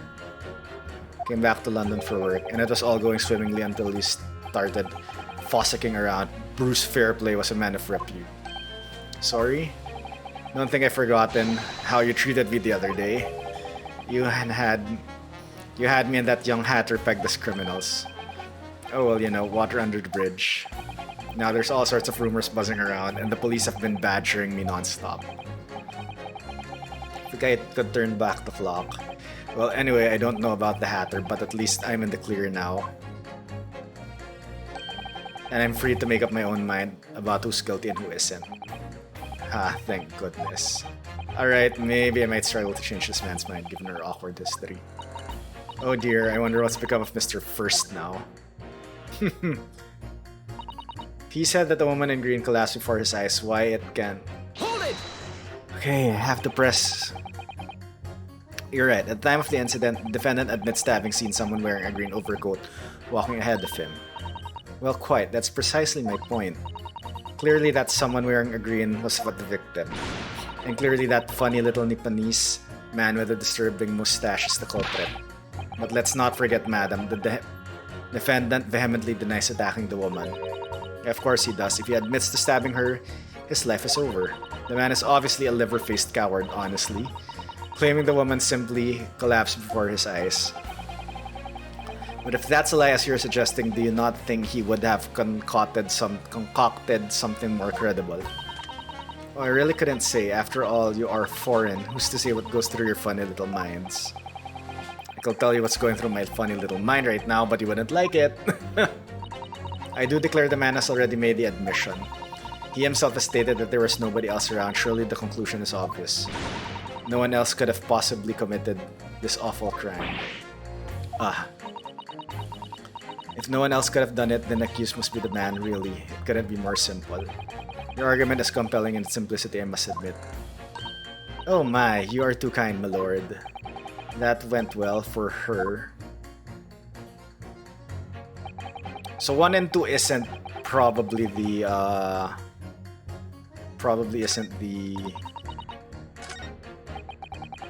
contradiction. Hold it!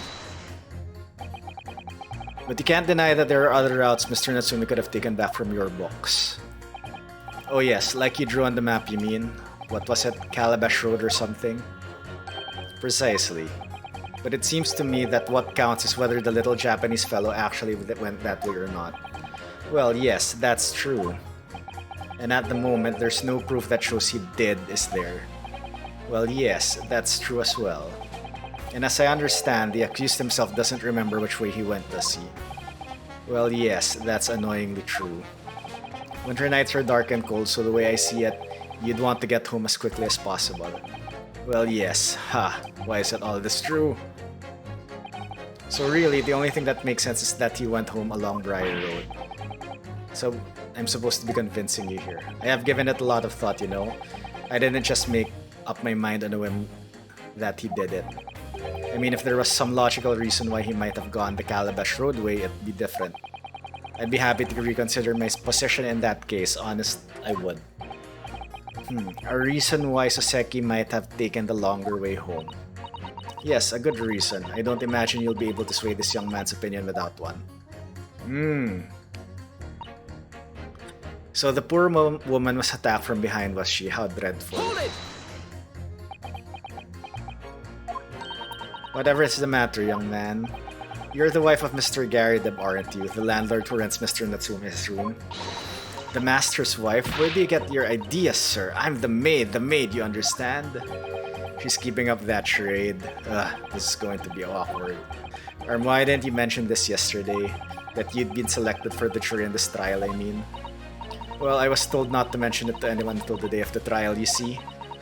It was in the letter I received. The instructions were very clear, so I'm afraid I have no choice. I see. Anyway, Mr. Natsume, the defendant takes lodging in your master's house, doesn't he?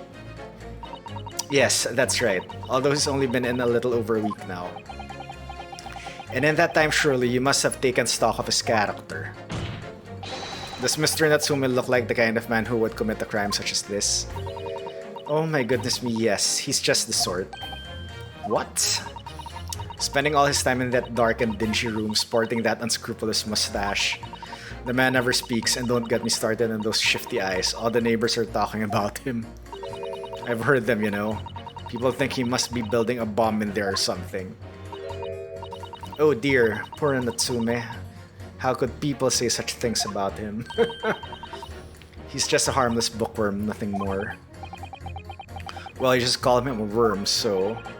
Anyway, I'd better be careful about inviting this maid to speak. She said enough damning things already. I really don't care, can't we just wrap this up now? I've got work to be doing.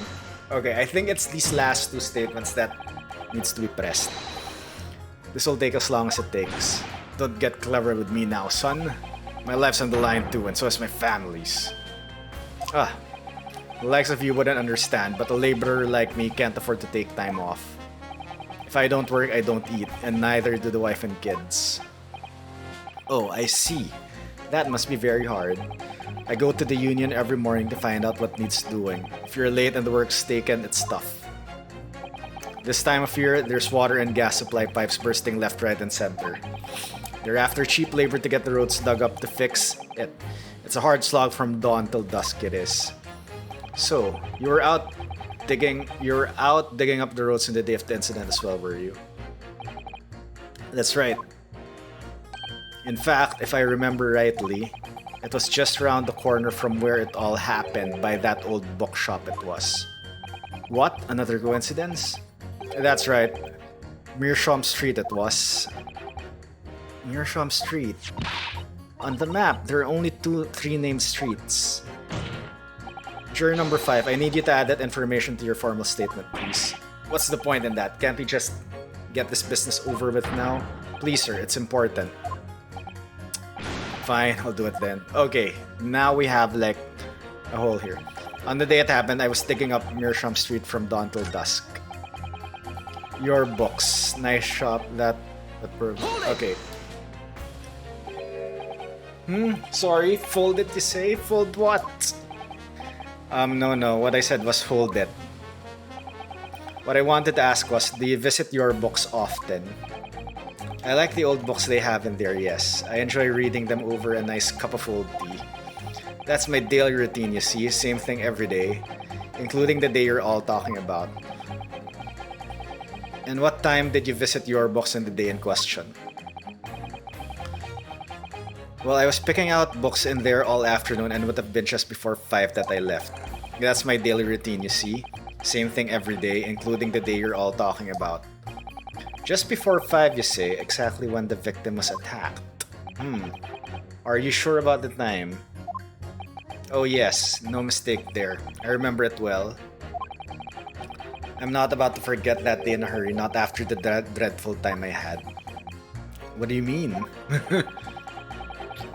I was walking down Calabash Road when I slipped on the ice and donked my head. It's always worse after the snow stopped falling. That's when it's most slippery. I knocked myself clean out, I did. I really thought my number was up. Wait a minute, let me get this straight. This happened on Calabash Road. That's right, I live in Cornpipe, you see. Heading down Calabash Road is the quickest way for me to get back from your books. Juror number 6, I must insist that you add this information to your formal statement. It may very well be extremely significant. Extremely sick? No, I'm quite alright now.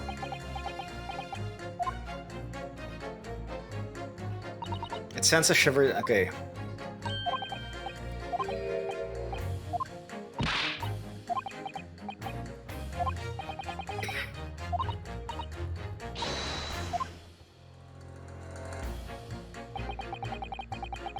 Okay, now we can save with all the juror statements updated.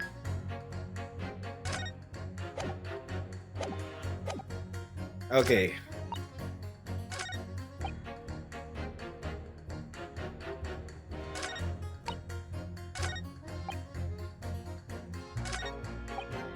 I slipped over that evening myself on Calabash Road. I'd knock myself out clean, you know.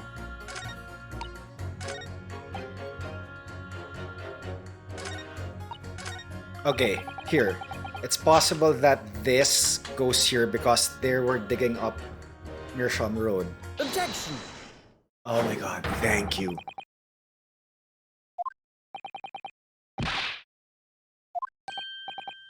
Please don't point. It wasn't me, I swear. Eh, what? I just want to get this done and dusted. Well, juror number 3? Oh, me, sir. What do you mean? Juror number 5's words just now are extremely significant. Let's take a moment to consider the implications of what's been said on our map of the local area. On the day in question, Mr. Natsume visited this bookshop to purchase a number of second-hand books. And on the same day, we now know that there were works being carried out on Mearsham Street, making it impassable. Which means the defendant's route home could not have taken him along Mearsham Street and down Briar Road. Oh, yes, of course. What do you think, sir? Well, yes, you can't argue with that, really, can you? You must have had a good 2 yards or more of the pavement up. Every gentleman and gentlewoman that came along had to turn back and go the other way. So the only conclusion is this. The defendant must have taken the longer route back to his lodgings. Yes, I suppose he must have.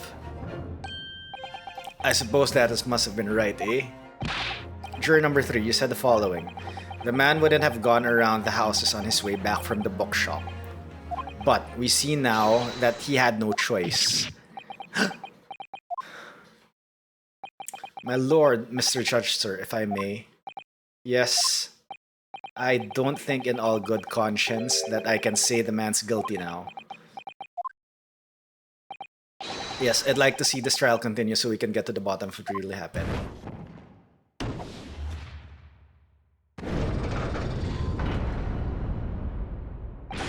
What about you, sir? Who, me? Well, alright then. If there's a hole in the prosecution's argument, it should be filled in, that's what I say.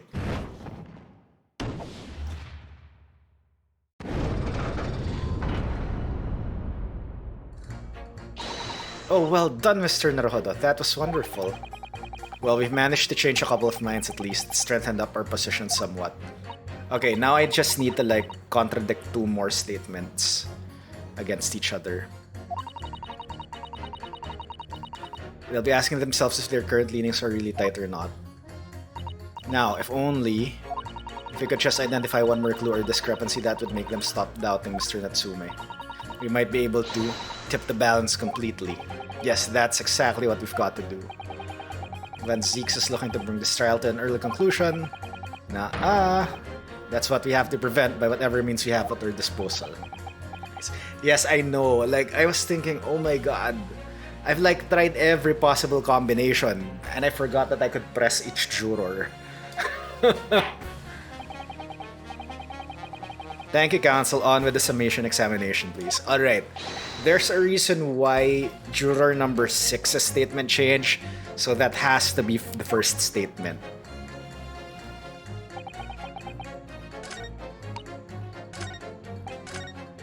Okay, I slipped over that evening myself on Calabash Road, knocked myself out clean, you know.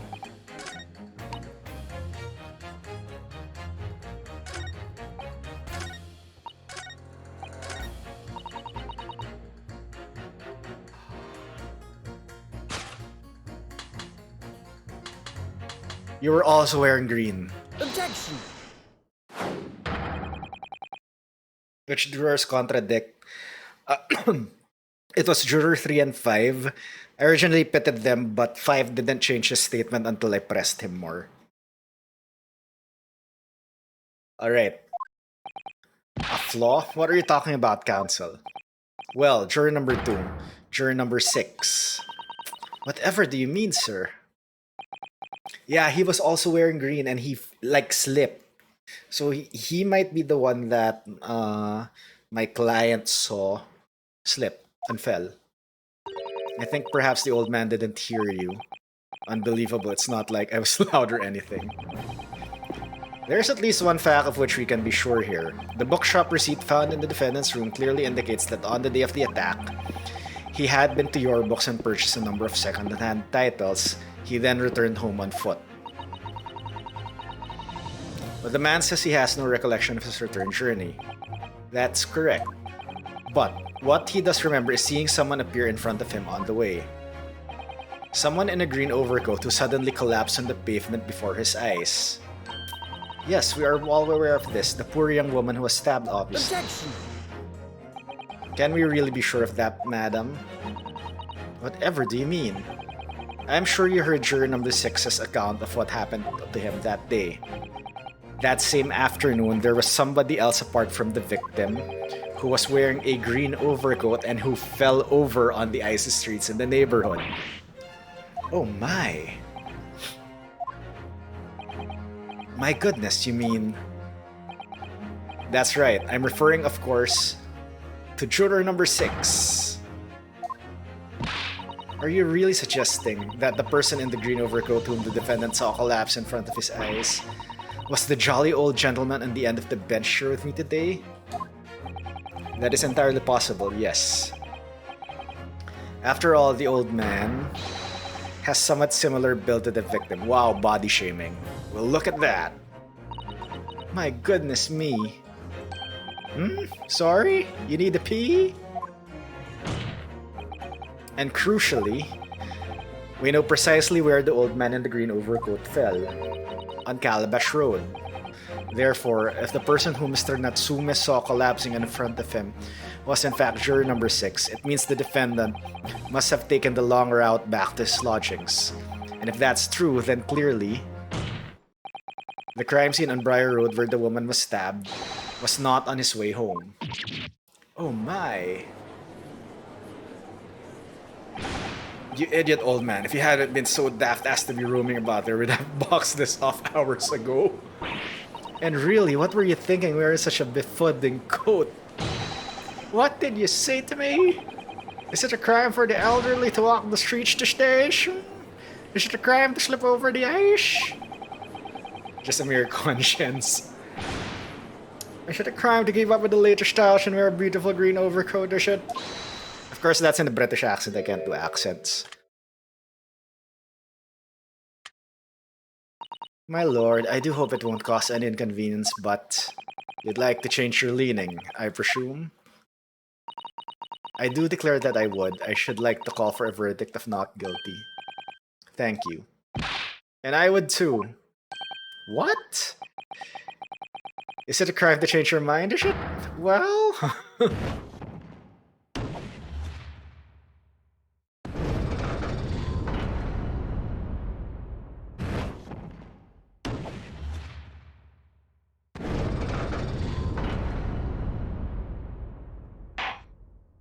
Well, that summation examination has concluded with a rather large shift in opinion.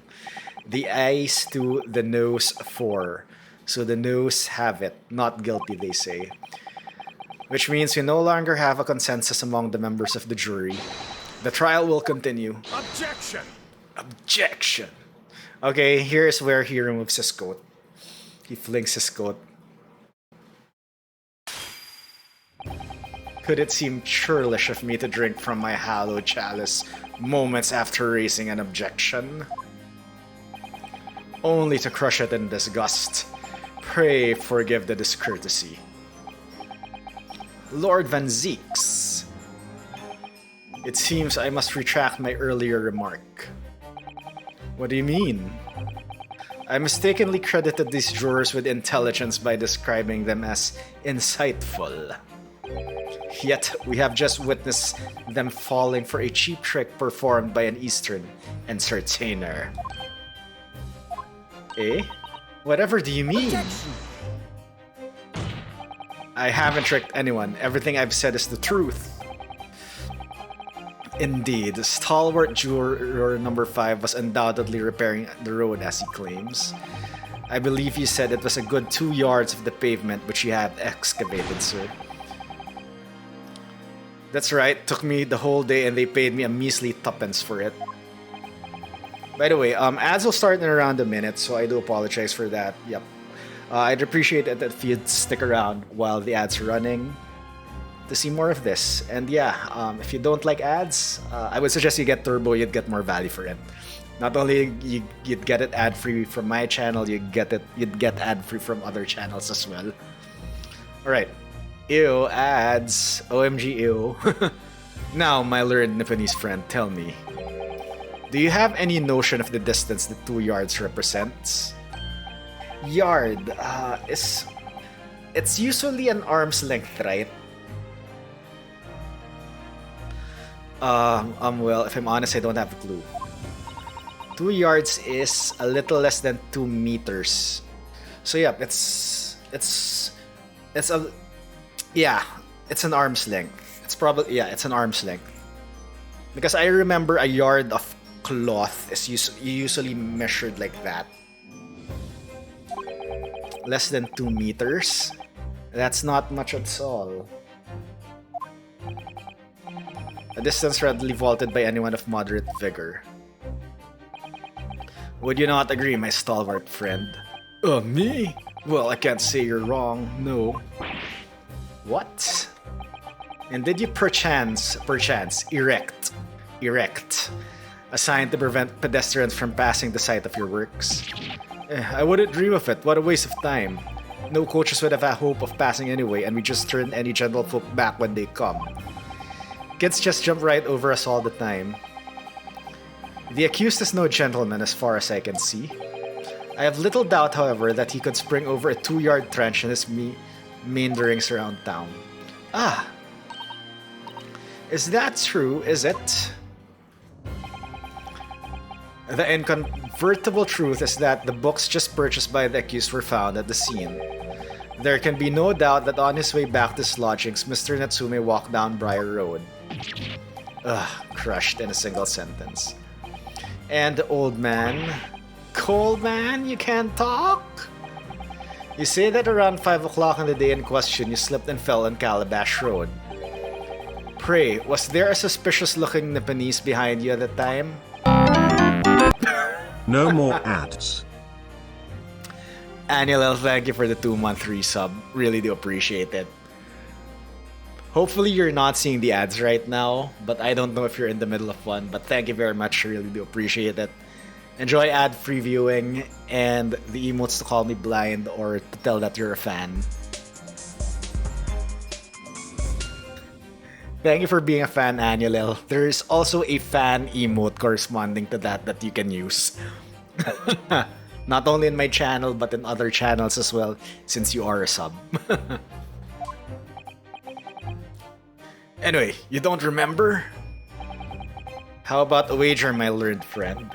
You say it was this old man that the accused saw, but I would lay 1,000 to 1 against you being able to prove it. Ah! Oh no, the jury's gonna be swayed again. Order! Lord Van Zeeks, explain yourself. My lord? If you had such a trenchant argument up your sleeve, why in the world did you not proffer it during the summation examination? I wanted to give this young foreign student the sightseeing experience he'd no doubt came for. I wanted him to see for himself how the opinion of the jury is so readily swayed. Ugh. But my hospitality has its limits, and they have been reached, I feel. Yep, he removed his coat. So, my learned friend, today's sightseeing tour of London is now over. What are you talking about? My lord. The prosecution requests permission to call its next witnesses to the stand. Granted. Bailiff, bring forth the witnesses. Its next witnesses? Mr. Naruhodo, do you not remember? We've been told on several occasions that there were eyewitnesses to the incident. Yes, I remember, one of them being a Scotland Yard policeman, no less. I'm afraid that's likely to be the prosecution's next witness. Alright, no matter who Van Zeeks brings to the stand as his witnesses, and no matter what they say, I believe in Soseki-san. I know he's innocent. And I'll keep believing to the very end until this battle's over.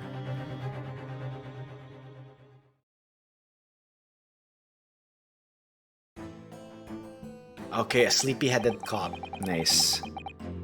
Witnesses, please state your names and occupations for the court.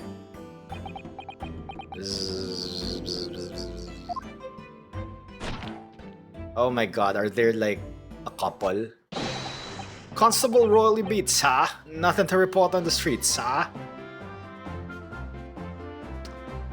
And a very cheery musical theme. And he's asleep again. And I'm Mrs. Beat. Patricia's my name. I'm proud to say I'm this young town's hero's wife.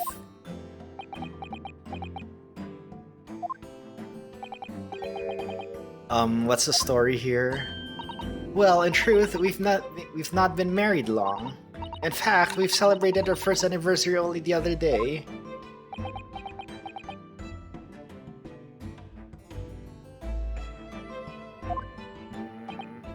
No, it was your husband I was asking about. He seems tired.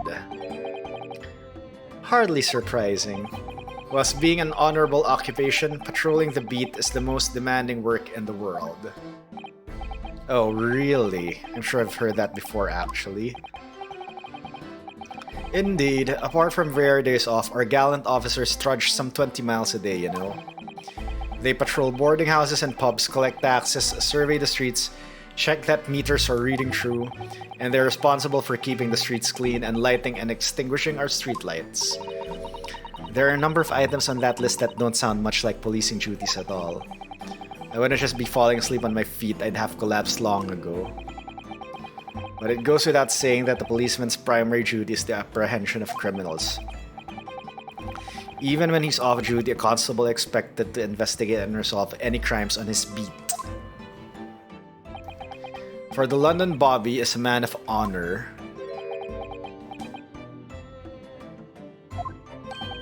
And a man of slumber. On the day in question, this man and his wife were walking down Briar Road in the opposite direction, and they witnessed the incident as it occurred. Is that not correct, Mr. and Mrs. Beat? That's right, sir. Isn't it, Raleigh?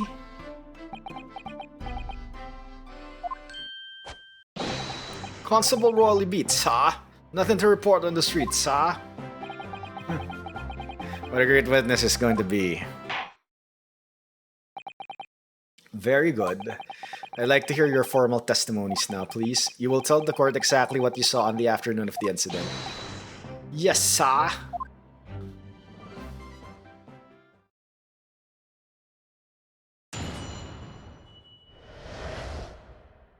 What the witnesses saw.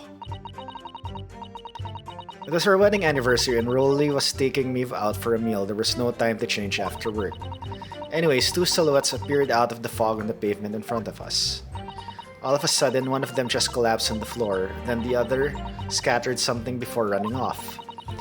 We ran straight over, of course, and then went for help at a nearby police box.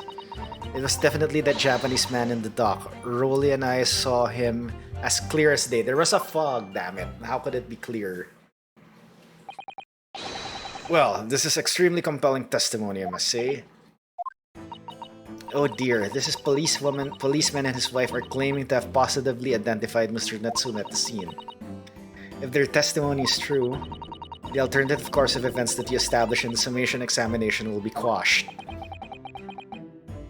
It's a death knell, in fact, because that alternative was never viable in the first place. What an unfortunate bechancing, and on your wedding anniversary too. Oh, I know, but I still managed to go out for the evening with my man. I thank the Lord for that. Gosh, the life of a London bobby sounds very hard indeed. Indeed, however, this cross-examination will be over in minutes. You may well have time to rest this afternoon. What do you mean by that? My learned friend, the witnesses saw the face of the man fleeing the scene. They are testifying under oath that it was without doubt the accused, Mr. Soseki Natsume. And one of these witnesses is a policeman, no less. So you appreciate the gravity of the situation, I'm sure? Except that the man's so tired his wife has to do all the talking. Enough preamble. Counsel for the defense. Commence the cross-examination, please. Yes, my lord.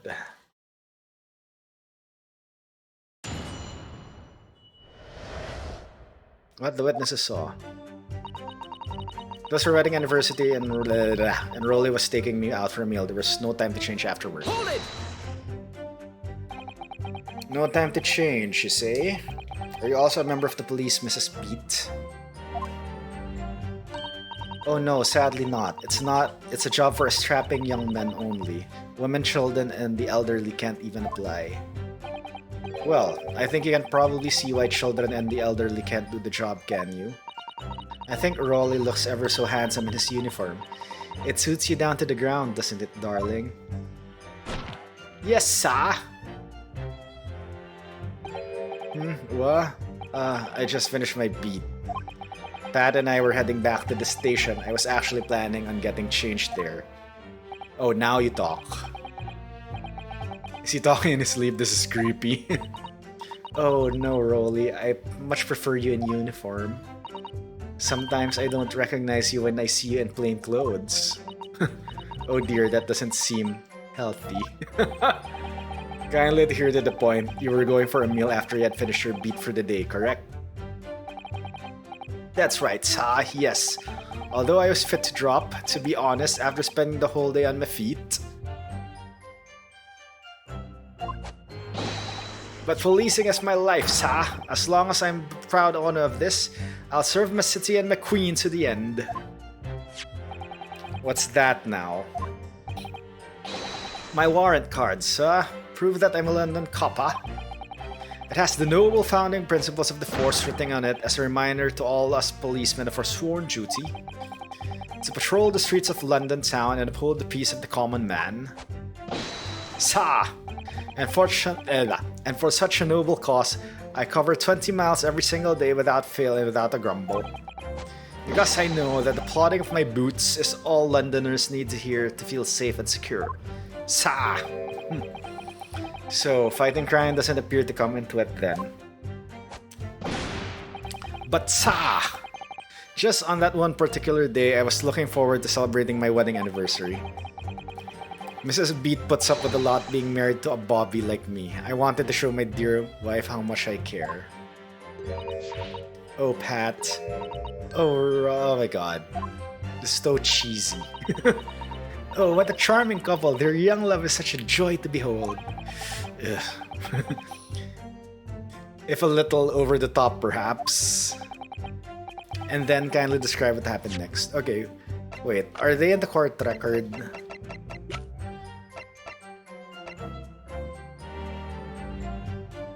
Okay, Patricia and Rolly are young, 21 and 23.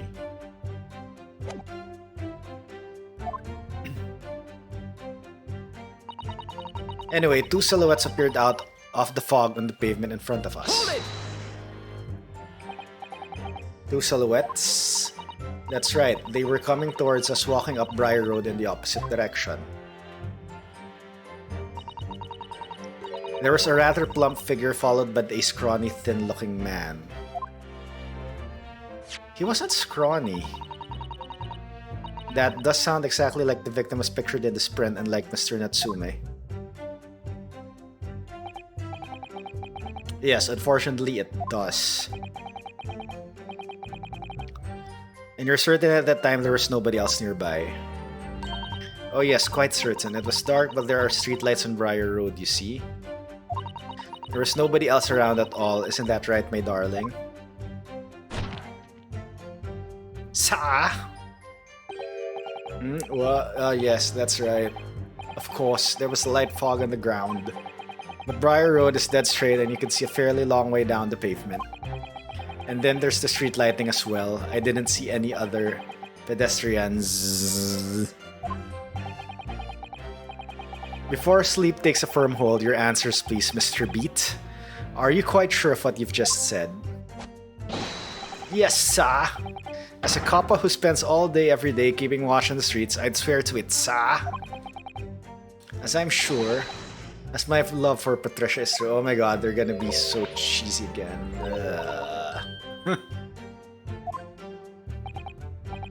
They're still maintaining there was no one else around other than the victim and the attacker. It's starting to seem like that must be how it really happened. It's beginning to seem like there's nowhere to run. Well, that didn't stop Mr. Natsume, did it? He fled the scene all too convincingly. Thank you. I believe we have a reasonably clear idea of the situation just before the incident now. What happened in the crucial moments that followed? All of a sudden, one of them just collapsed on the floor, then the other scattered something before running off. Scattered something? What do you mean by that? Oh well, I couldn't quite make out what it was that time. But then we got closer, we realized what it was. Didn't we, darling?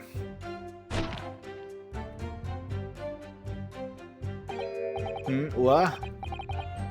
Yes, that's right. It was some old books. I see, old books. Yes, sir.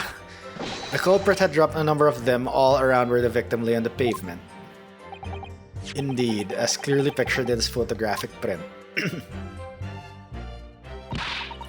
That rotten Japanese man did that when he did the deed. Hold it! Why are you calling my client rotten? Let's not forget that it remains to be established that the defendant was indeed the attacker. But we saw him. It was the man in the dock without question, sir.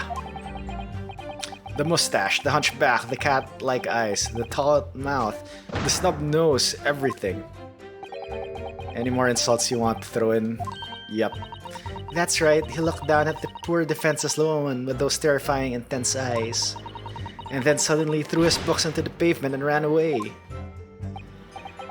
I see. This is tough. They seem as though they're telling the truth here. May I remind the court that this unambiguous testimony comes from a policeman and his wife. Now please, continue. Yes, sir!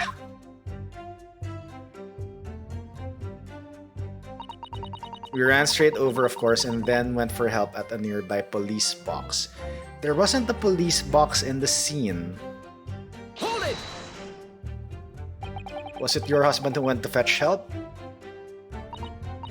No, I went. I may not be a police officer myself, but I am the proud wife of one after all. Isn't that right, my darling?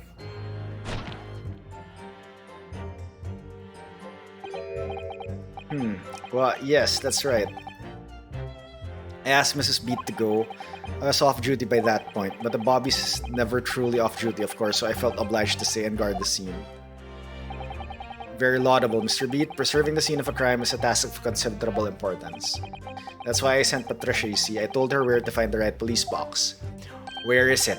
Forgive my ignorance, but what do you mean exactly by the right police box? Depends on the crime's location, you see, as to who deals with it. Where the woman was stabbed wasn't actually on my beat. So I told Patricia the way to the police box for the beat the incident fell under so she could go and report it. Oh, great. Where is the box? I ran through as quickly as I could and asked for help from the Bobby and Shooty. There's nothing more potent than a young couple in love working together, you know. Thanks to your swift response, the case was quickly resolved, the actions of two model citizens. Oh, please, you're making us blush. Isn't he, darling?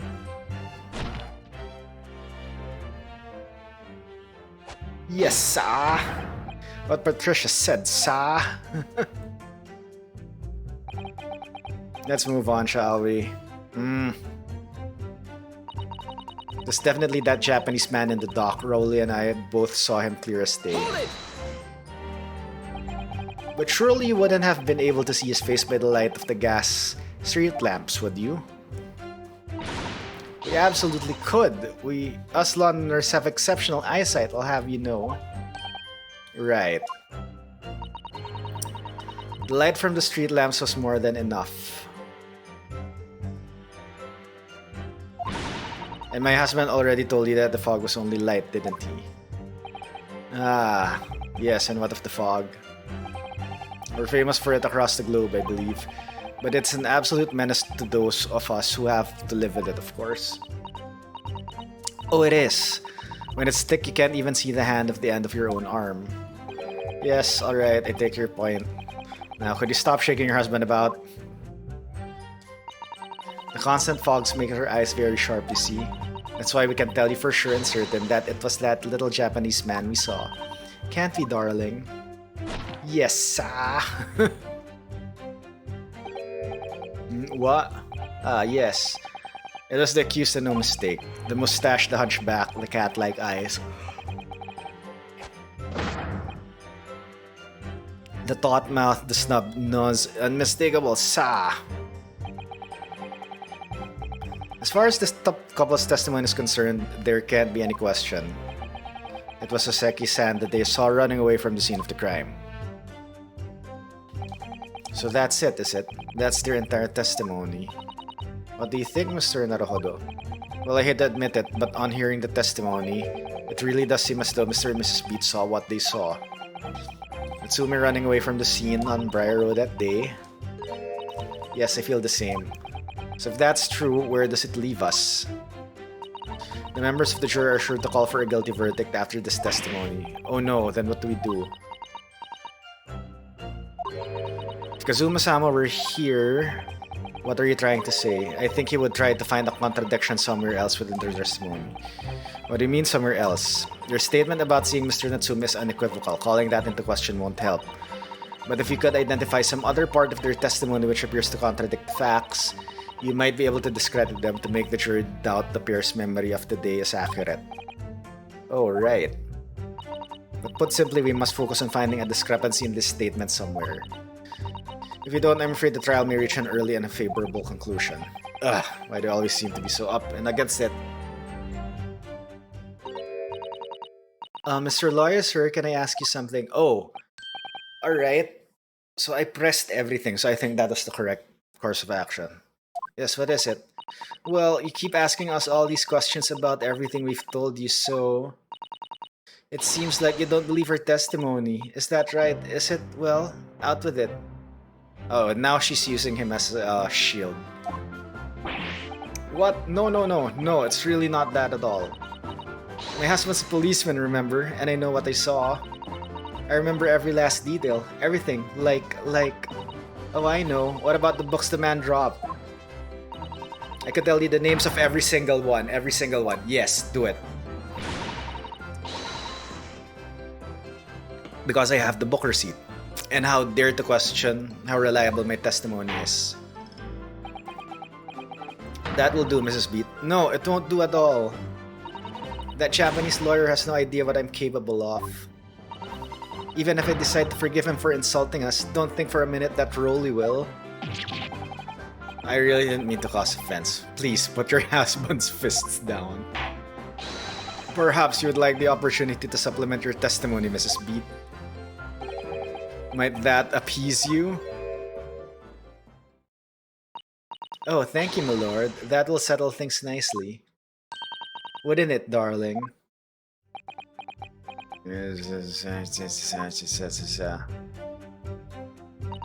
I could even tell you the names of the 4 books he dropped at the scene. Hold it! 4 books, but there were only 3. Yes, we know there were books dropped at the scene of the crime, as you say. Those purchased by the accused at the nearby second-hand bookshop on the day in question. After I'd been to the police box for help, I decided to have a good look over the area for a good measure. I'm a proud policeman's wife after all. I did it for Rolly. And what was your husband doing at the time? Oh, he was lying face down in the snow getting some well-deserved rest. He works ever so hard, you know, ever so hard, don't you, my darling? Interesting way of guarding the scene of the crime.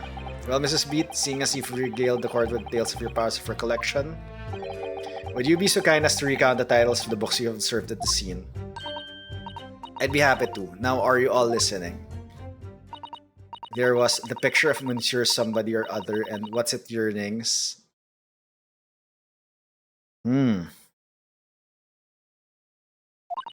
there was A Meal for Someone, and the last one was definitely The Thingamy Something. You see? Bruh. Oh my god. It's the same books. But yeah. Picture. Okay, so the thing that I have against her would be. Sorry, court record. That here there were only 3 books in the scene. Yeah. So where was the 4th book? Okay, history. So The Picture of Monsieur Somebody, What's It Yearnings, A Meal for Something, and The Thingamy Something. Court record is... No, not you. Picture of Monsieur Lecoq, A Meal for Gaborio, Canterbury Yearnings.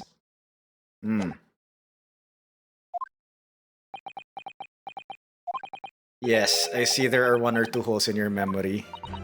Oh well, they were all along those lines, I'm quite sure. There were indeed books found at the scene with titles along those lines, as you put it. Well, what did I tell you? So I think it's very mean the way you've been implying that my testimony can't be trusted. Don't you agree, darling? Anyone who upsets by Patricia will have to answer to... Oh, now he has a gun. Terrifying. Yes, she really is. So that's it. That's their entire testimony. What do you think, Mr. Naruto? Well, I hate to admit it.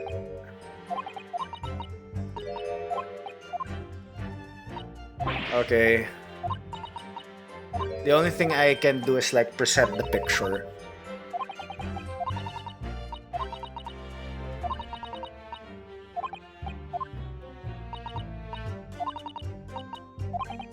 Okay, this is the same text as earlier. Okay, 2, 3, 4, 5. Could even tell you the names of the 4 books. Okay. So the only thing I can present her is... Objection! Yep. This is the picture. So you're saying that there were 4 books. That's right, I remember all of them. The Picture of Monsieur Somebody, What's It Yearnings, A Meal for Someone, and The Thingamy Something. I'm sorry, Mrs. Beats. But there's a fundamental flaw in that statement of yours. Oh no, what flaw?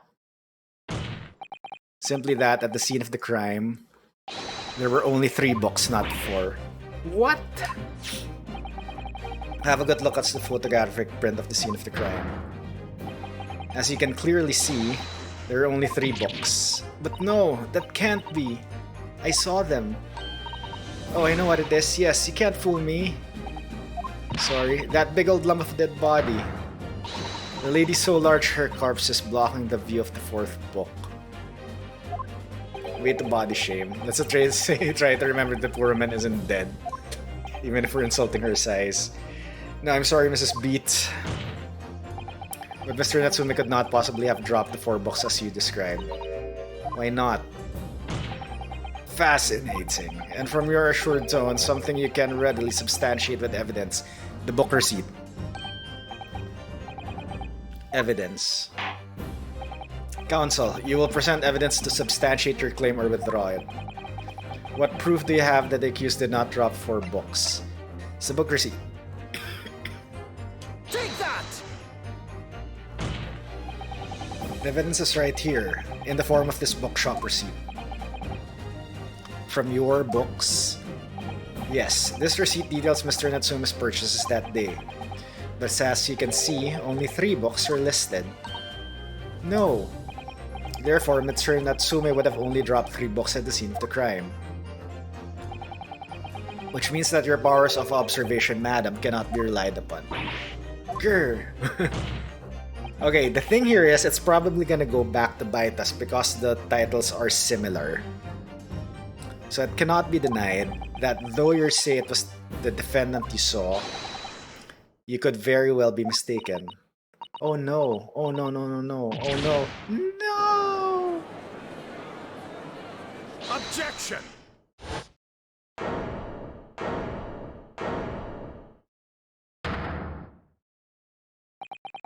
It's plainly evident that it is your powers of deduction that cannot be relied upon, my learned Nipponese friend. What? What cannot be denied is that these 2 witnesses saw the accused running from the scene. A fact that you know very well you have no hope of disproving. So you've striven to avert attention from that by dint of some inconsequential discrepancies. Would that be fair? Ugh, he sees right through me. But your plan has somewhat recoiled against you. What are you talking about? It's quite simple. Let me explain with a toast. To the policeman's wife and her entirely accurate testimony in every respect. Oh. You see, the matter is not up for debate. At the scene on Briar Road, a total of 4 books were most definitely found. Objection! But what about the photographic print? It only shows 3 books. Quite right, only 3 can be seen in that print. That print, you don't mean to say? There's a second photo. Allow me to present another one that shows the victim's hand. The lion's... Wait. The Lion's Pride. I don't believe it. It's the 4th book. But, yeah, it says The Lion's Pride. What was the... Can I still have it here?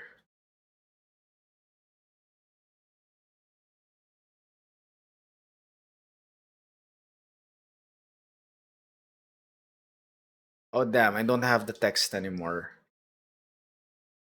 Alright. So you'll observe the 4th book was hidden from view in the original print by the victim's torso. Wow, body shaming.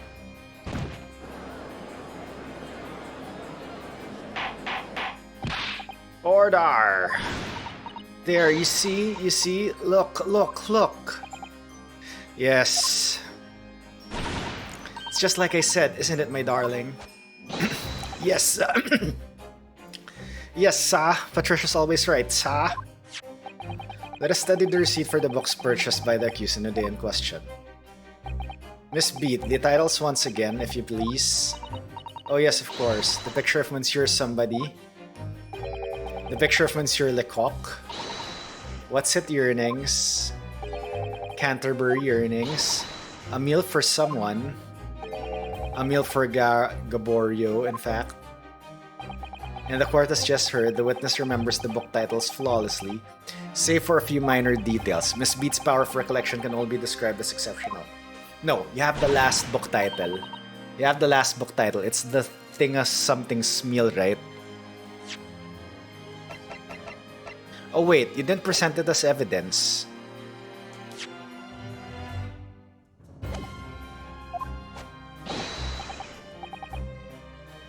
Yes, sir, flawless, sir. Patricia is flawless. But there are only 3 books in the receipt, and Mrs. Beat mentioned 4. There's nothing surprising about that. Clearly, the fourth book is that which is shown in this photographic print. I'm sorry, Council, but does that not seem odd? Why should the fourth book be omitted from the receipt? It's not odd at all, my lord. As the photographic clearly shows, the fourth book was found in the victim's clutches. In other words, it belongs to the victim. The victim was holding her own book? I wonder what became of that fourth book. Obviously, it wasn't overlooked by the investigating officers at Scotland Yard. I have it here as evidence. You will submit that and the aforementioned photographic print to the court, please, Counsel. My pleasure, my lord. Second crime photograph had been entered into the court record. The fourth book has been entered into the court record. The prosecution rests. Alright. Time to investigate. But this is burned. This looks burned or chopped or something.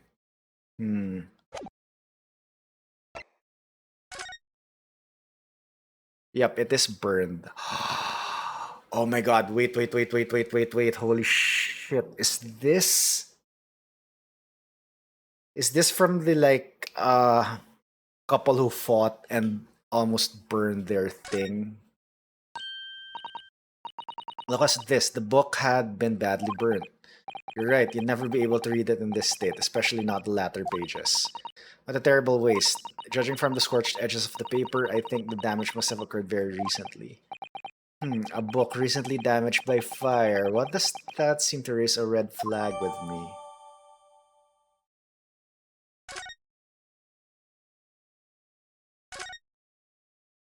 Let me see. It's a book entitled The Lion's Pride. I'm afraid I don't know any English literature at all.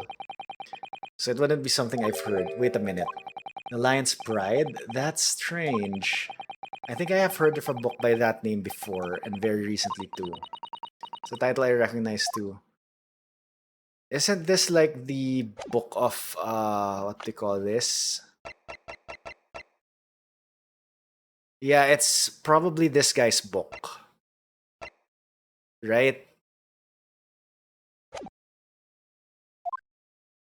Okay, no wonder we like had to investigate that yesterday. It ties up with this case. But you seem surprised, my learned friend. But your resistance until now has been in vain. Entertaining, yes, but futile. The spurious longer route to the accused lodgings that you tried to establish in your summation examination, and the attempted discrediting of the witness's powers of recollection in your cross-examination. Futile? You see, everything we've said is true. Isn't that right, my darling? Yes, Pat. Marry me, Pat. You're married already. So perhaps the ladies and gentlemen of the jury would like to reconsider their positions. Should the court waste any more time on this Nipponese travesty? Or is the decision you have to make also apparent already? You have heard all of the witnesses and seen all of the evidence. This trial has run its course. Mr. Nrohodo, I'm afraid we are in a terribly precarious position. I know, but if I fight back in the wrong way now, I could very well just make matters worse. Think, Reinuska, what do you think now? Raise an objection. Objection! I'm not done yet. No, my learned friend, it's over. That last cross-examination was your final chance to establish a credible defense, and you failed. The die has been cast. There's no more room for debate. Well, it might be over as far as you're concerned, but... I can't think of what to say. If I may, Lord Van Zeeks, it seems somewhat boorish to close down the debate at this point. Your insignificant little Eastern Isle must be a lawless hole indeed. For a lowly judicial assistant to have the audacity to intervene at a moment like this. Oh. I am, to my shame, still a very inexperienced lawyer. So you will have to forgive me, but I consider my assistant's advice essential and her opinions invaluable. Mr. Narodo. One of this land's great guiding principles is tolerance. So, the court will hear you, madam. Go ahead, Miss Susato, please. Very well. Pray, what insight can you give us? What have we all overlooked in this matter that you see fit to pursue further? Well, the court has been presented with new evidence, but only after the last cross-examination finished. I see. And you believe that this new evidence warrants further examination, do you? Mr. Naruhodo, what do you think? It's just possible that this new evidence might be the decisive proof we've been waiting for. The judge is sure to ask the members of the jury to announce their leanings in a moment. And of course, he's sure to ask you to explain what the crucial piece of evidence is and why. So we must take this opportunity to examine the newly presented evidence as thoroughly as possible. Alright, so we did check the book. And yeah, we did check this photo as well, that it's burnt. And why.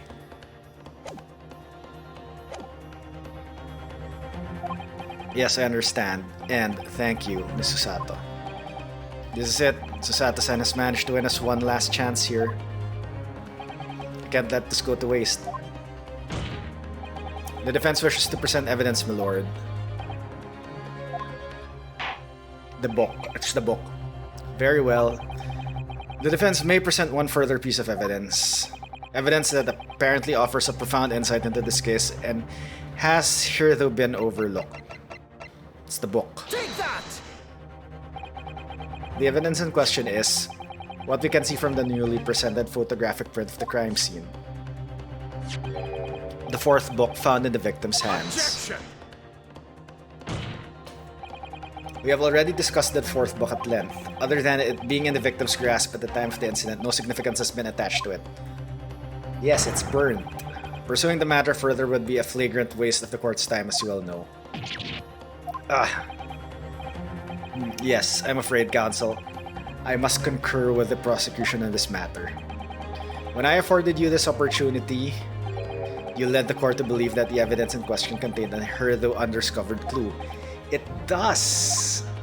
So I must insist that you elaborate, counsel. You will identify this clue at once. Do I make myself clear? Yes, my lord. It's, Excuse me. Mr. Naruhodo, I believe the prosecution is trying to avoid a thorough examination of the evidence, which means you may very well be on the right track. I think you might be right. So, counsel, precisely where is the vital clue to this case which the fourth book conceals? It's this, it's the burnt pages.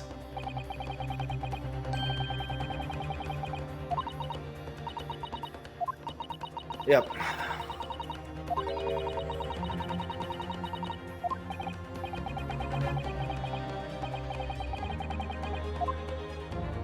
Got it! I would ask the court to observe the back of the book in question. The back? What do you... Good gracious. It's been burnt to a crisp. So we have to ask ourselves, why was the victim clutching what is clearly an unreadable book? It is undeniably an extremely unnatural thing for her to have been doing. Objection! Unnatural, you say? And what of it, my Nephanese friend? Were I to concede at the point, if it bears no relation to the case, there is nothing to discuss. So should you wish to assert that this fire damage is some veiled clue as to what happened that day? Pray, do enlighten us all. What truth does this charred book hide? A charred book. There's just one possibility here, which I can't quite bring myself to rule out. It's an outside chance, certainly, but worth a try. Alright, I'll explain my theory. Don't keep us waiting any longer then, counsel. Explain this theory of yours. What are you suggesting that you can ascertain from the fire damage this sorry tome has suffered? The shop that sold it, its owner, its content. It's the owner.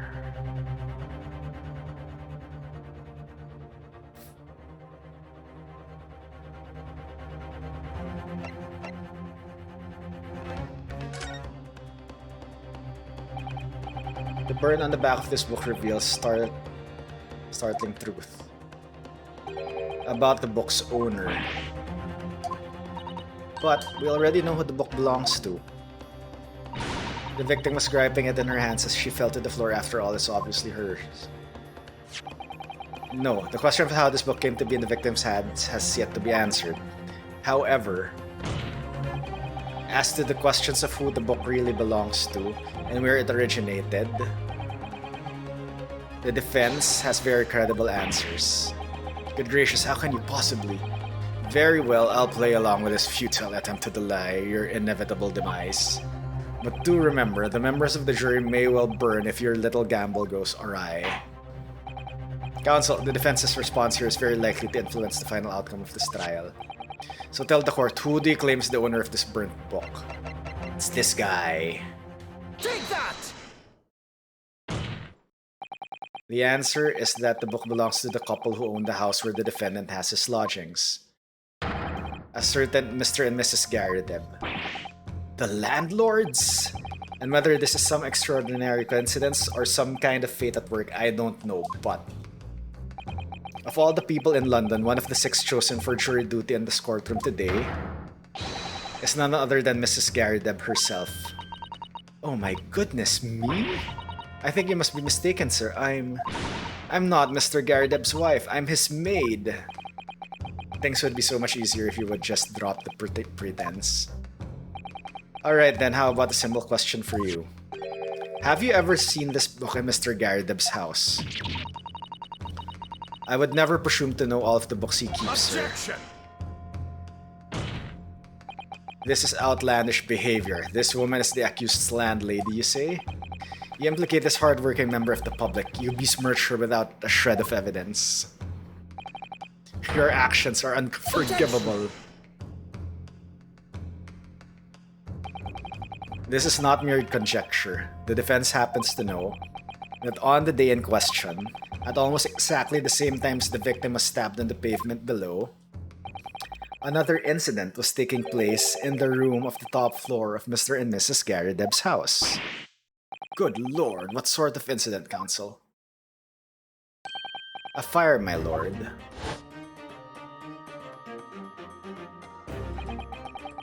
Afraid to say it happened in the blink of an eye, you know? The whole place filled with smoke, couldn't see a bally thing. Didn't take long for the fire to spread, of course. The bally furniture started going up as well.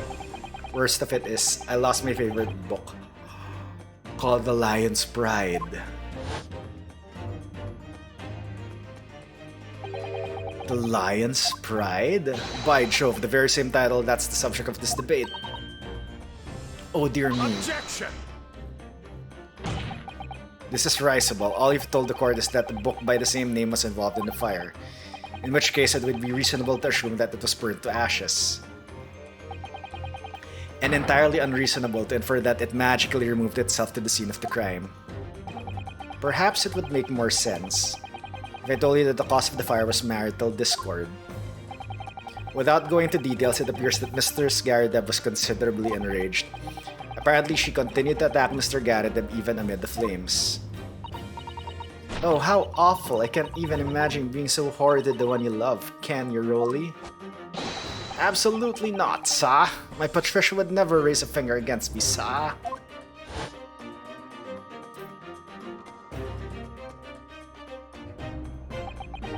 Had all my favorite all novels in that case, but as soon as the fire got hold of them, that was it. Whoosh, up in smoke. Then the wife started hurling things at me. There was I back up against the window under heavy enemy fire. Incendiary books incoming 10 to the dozen. So she was like tossing books to him and somehow it went outside. And then the girl who was stabbed managed to pick one up. Goodness gracious, are you suggesting that the book was thrown through a window and landed coincidentally at the scene of the crime? Objection! No, a thorough investigation of the surrounding area was conducted at the very evening of the incident, and there is no report of the Garadeb's window pane being broken. That's quite true. We also saw no sign of broken glass when we visited the Garadeb's household. But is it not conceivable that the window was open at the time in? Not even remotely. Let us not forget the recent season and chilling weather that accompanies it. No Londoner would ever leave a window open in the middle of winter. Does the defense postulate the scenario in all seriousness, counsel? Do you earnestly claim that the book found at the scene was a flaming projectile thrown by Mr. Garadeb's wife? I believe it's a possibility, my lord. That's quite enough, Garadeb. Oh no, Mrs. Garadeb. Well, I hope that everyone can see you for what you are now, you little foreign trickster. You call yourself a lawyer, but you're just a coward, a mean coward. Really?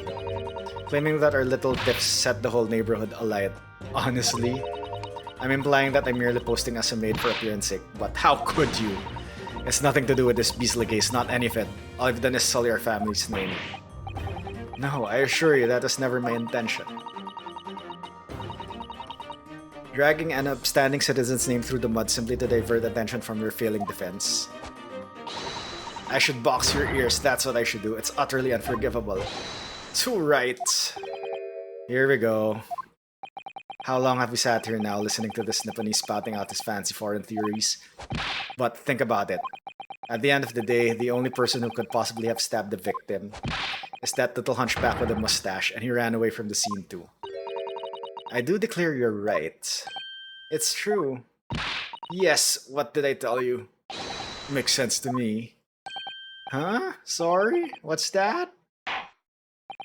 Well,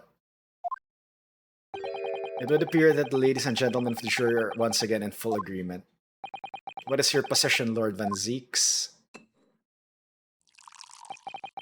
In truth, my lord, I feel these have been unnecessarily protracted proceedings. But then, one must always exercise patience in order to savor the best vintage. No, wait! The mystery of the fourth book still hasn't been... Okay, it's his leg now. If books are your predilection, my learned friend, study them on your own time.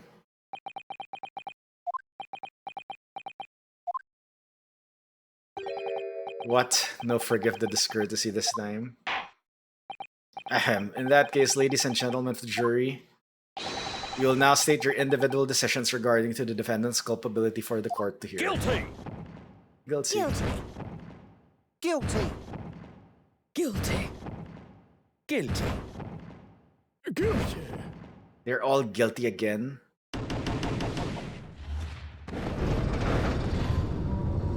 No, can I do a summation Can I do a second summation examination? Thank you for that unambiguous response. That's twice now, it's over. Mr. Naruto, don't give up. Miss Usato, have you forgotten? The battle isn't over yet. You're not suggesting another. Of course, the defense has the right to another summation examination at this point. Could still convince the jurors to change their minds. You have one more chance. My lord, the defense asks to exercise its right to a summation examination. You believe you still have tricks up your sleeve? I don't intend to trick anybody. I intend to uncover the truth. There's no time to be downcast. As long as there's a chance, I have to stay strong and determined.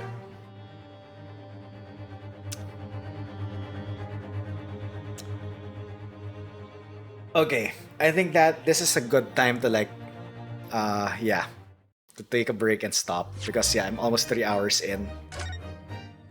So, let's save trial part 2. Alright.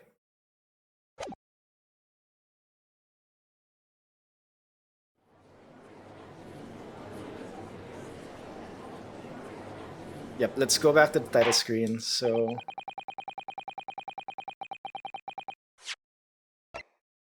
let's save again.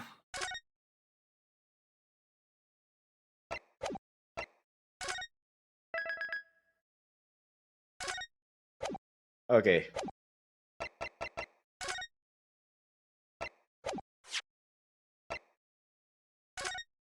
Alright. Okay, I think that would be it for the night, so let's just put a snooze here.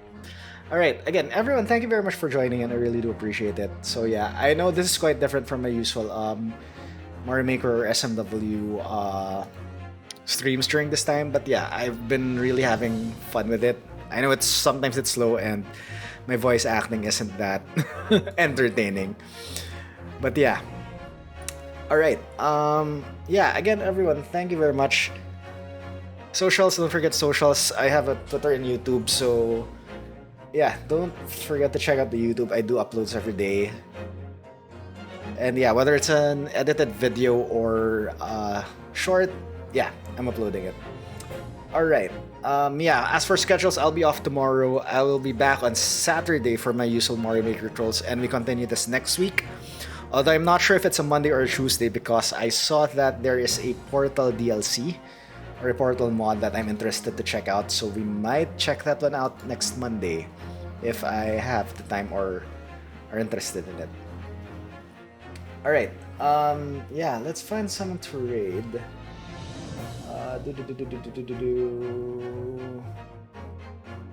Okay, it looks like somebody else. Somebody else is in a more advanced case in Ace Attorney Chronicles, so let's just find someone else from our list.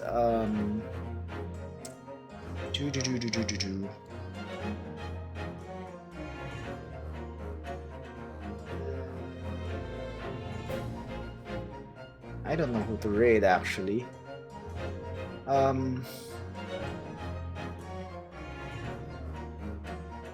Okay, wait, let's check. Are you still going on? I know you usually end at this time.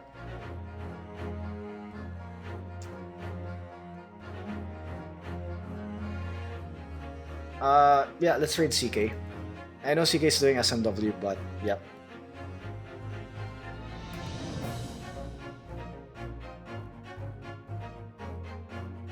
Yeah, let's do CK.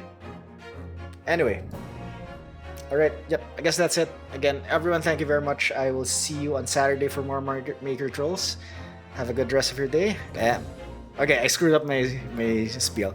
Have a great rest of your day, and I'll see you all in the next one. Bye!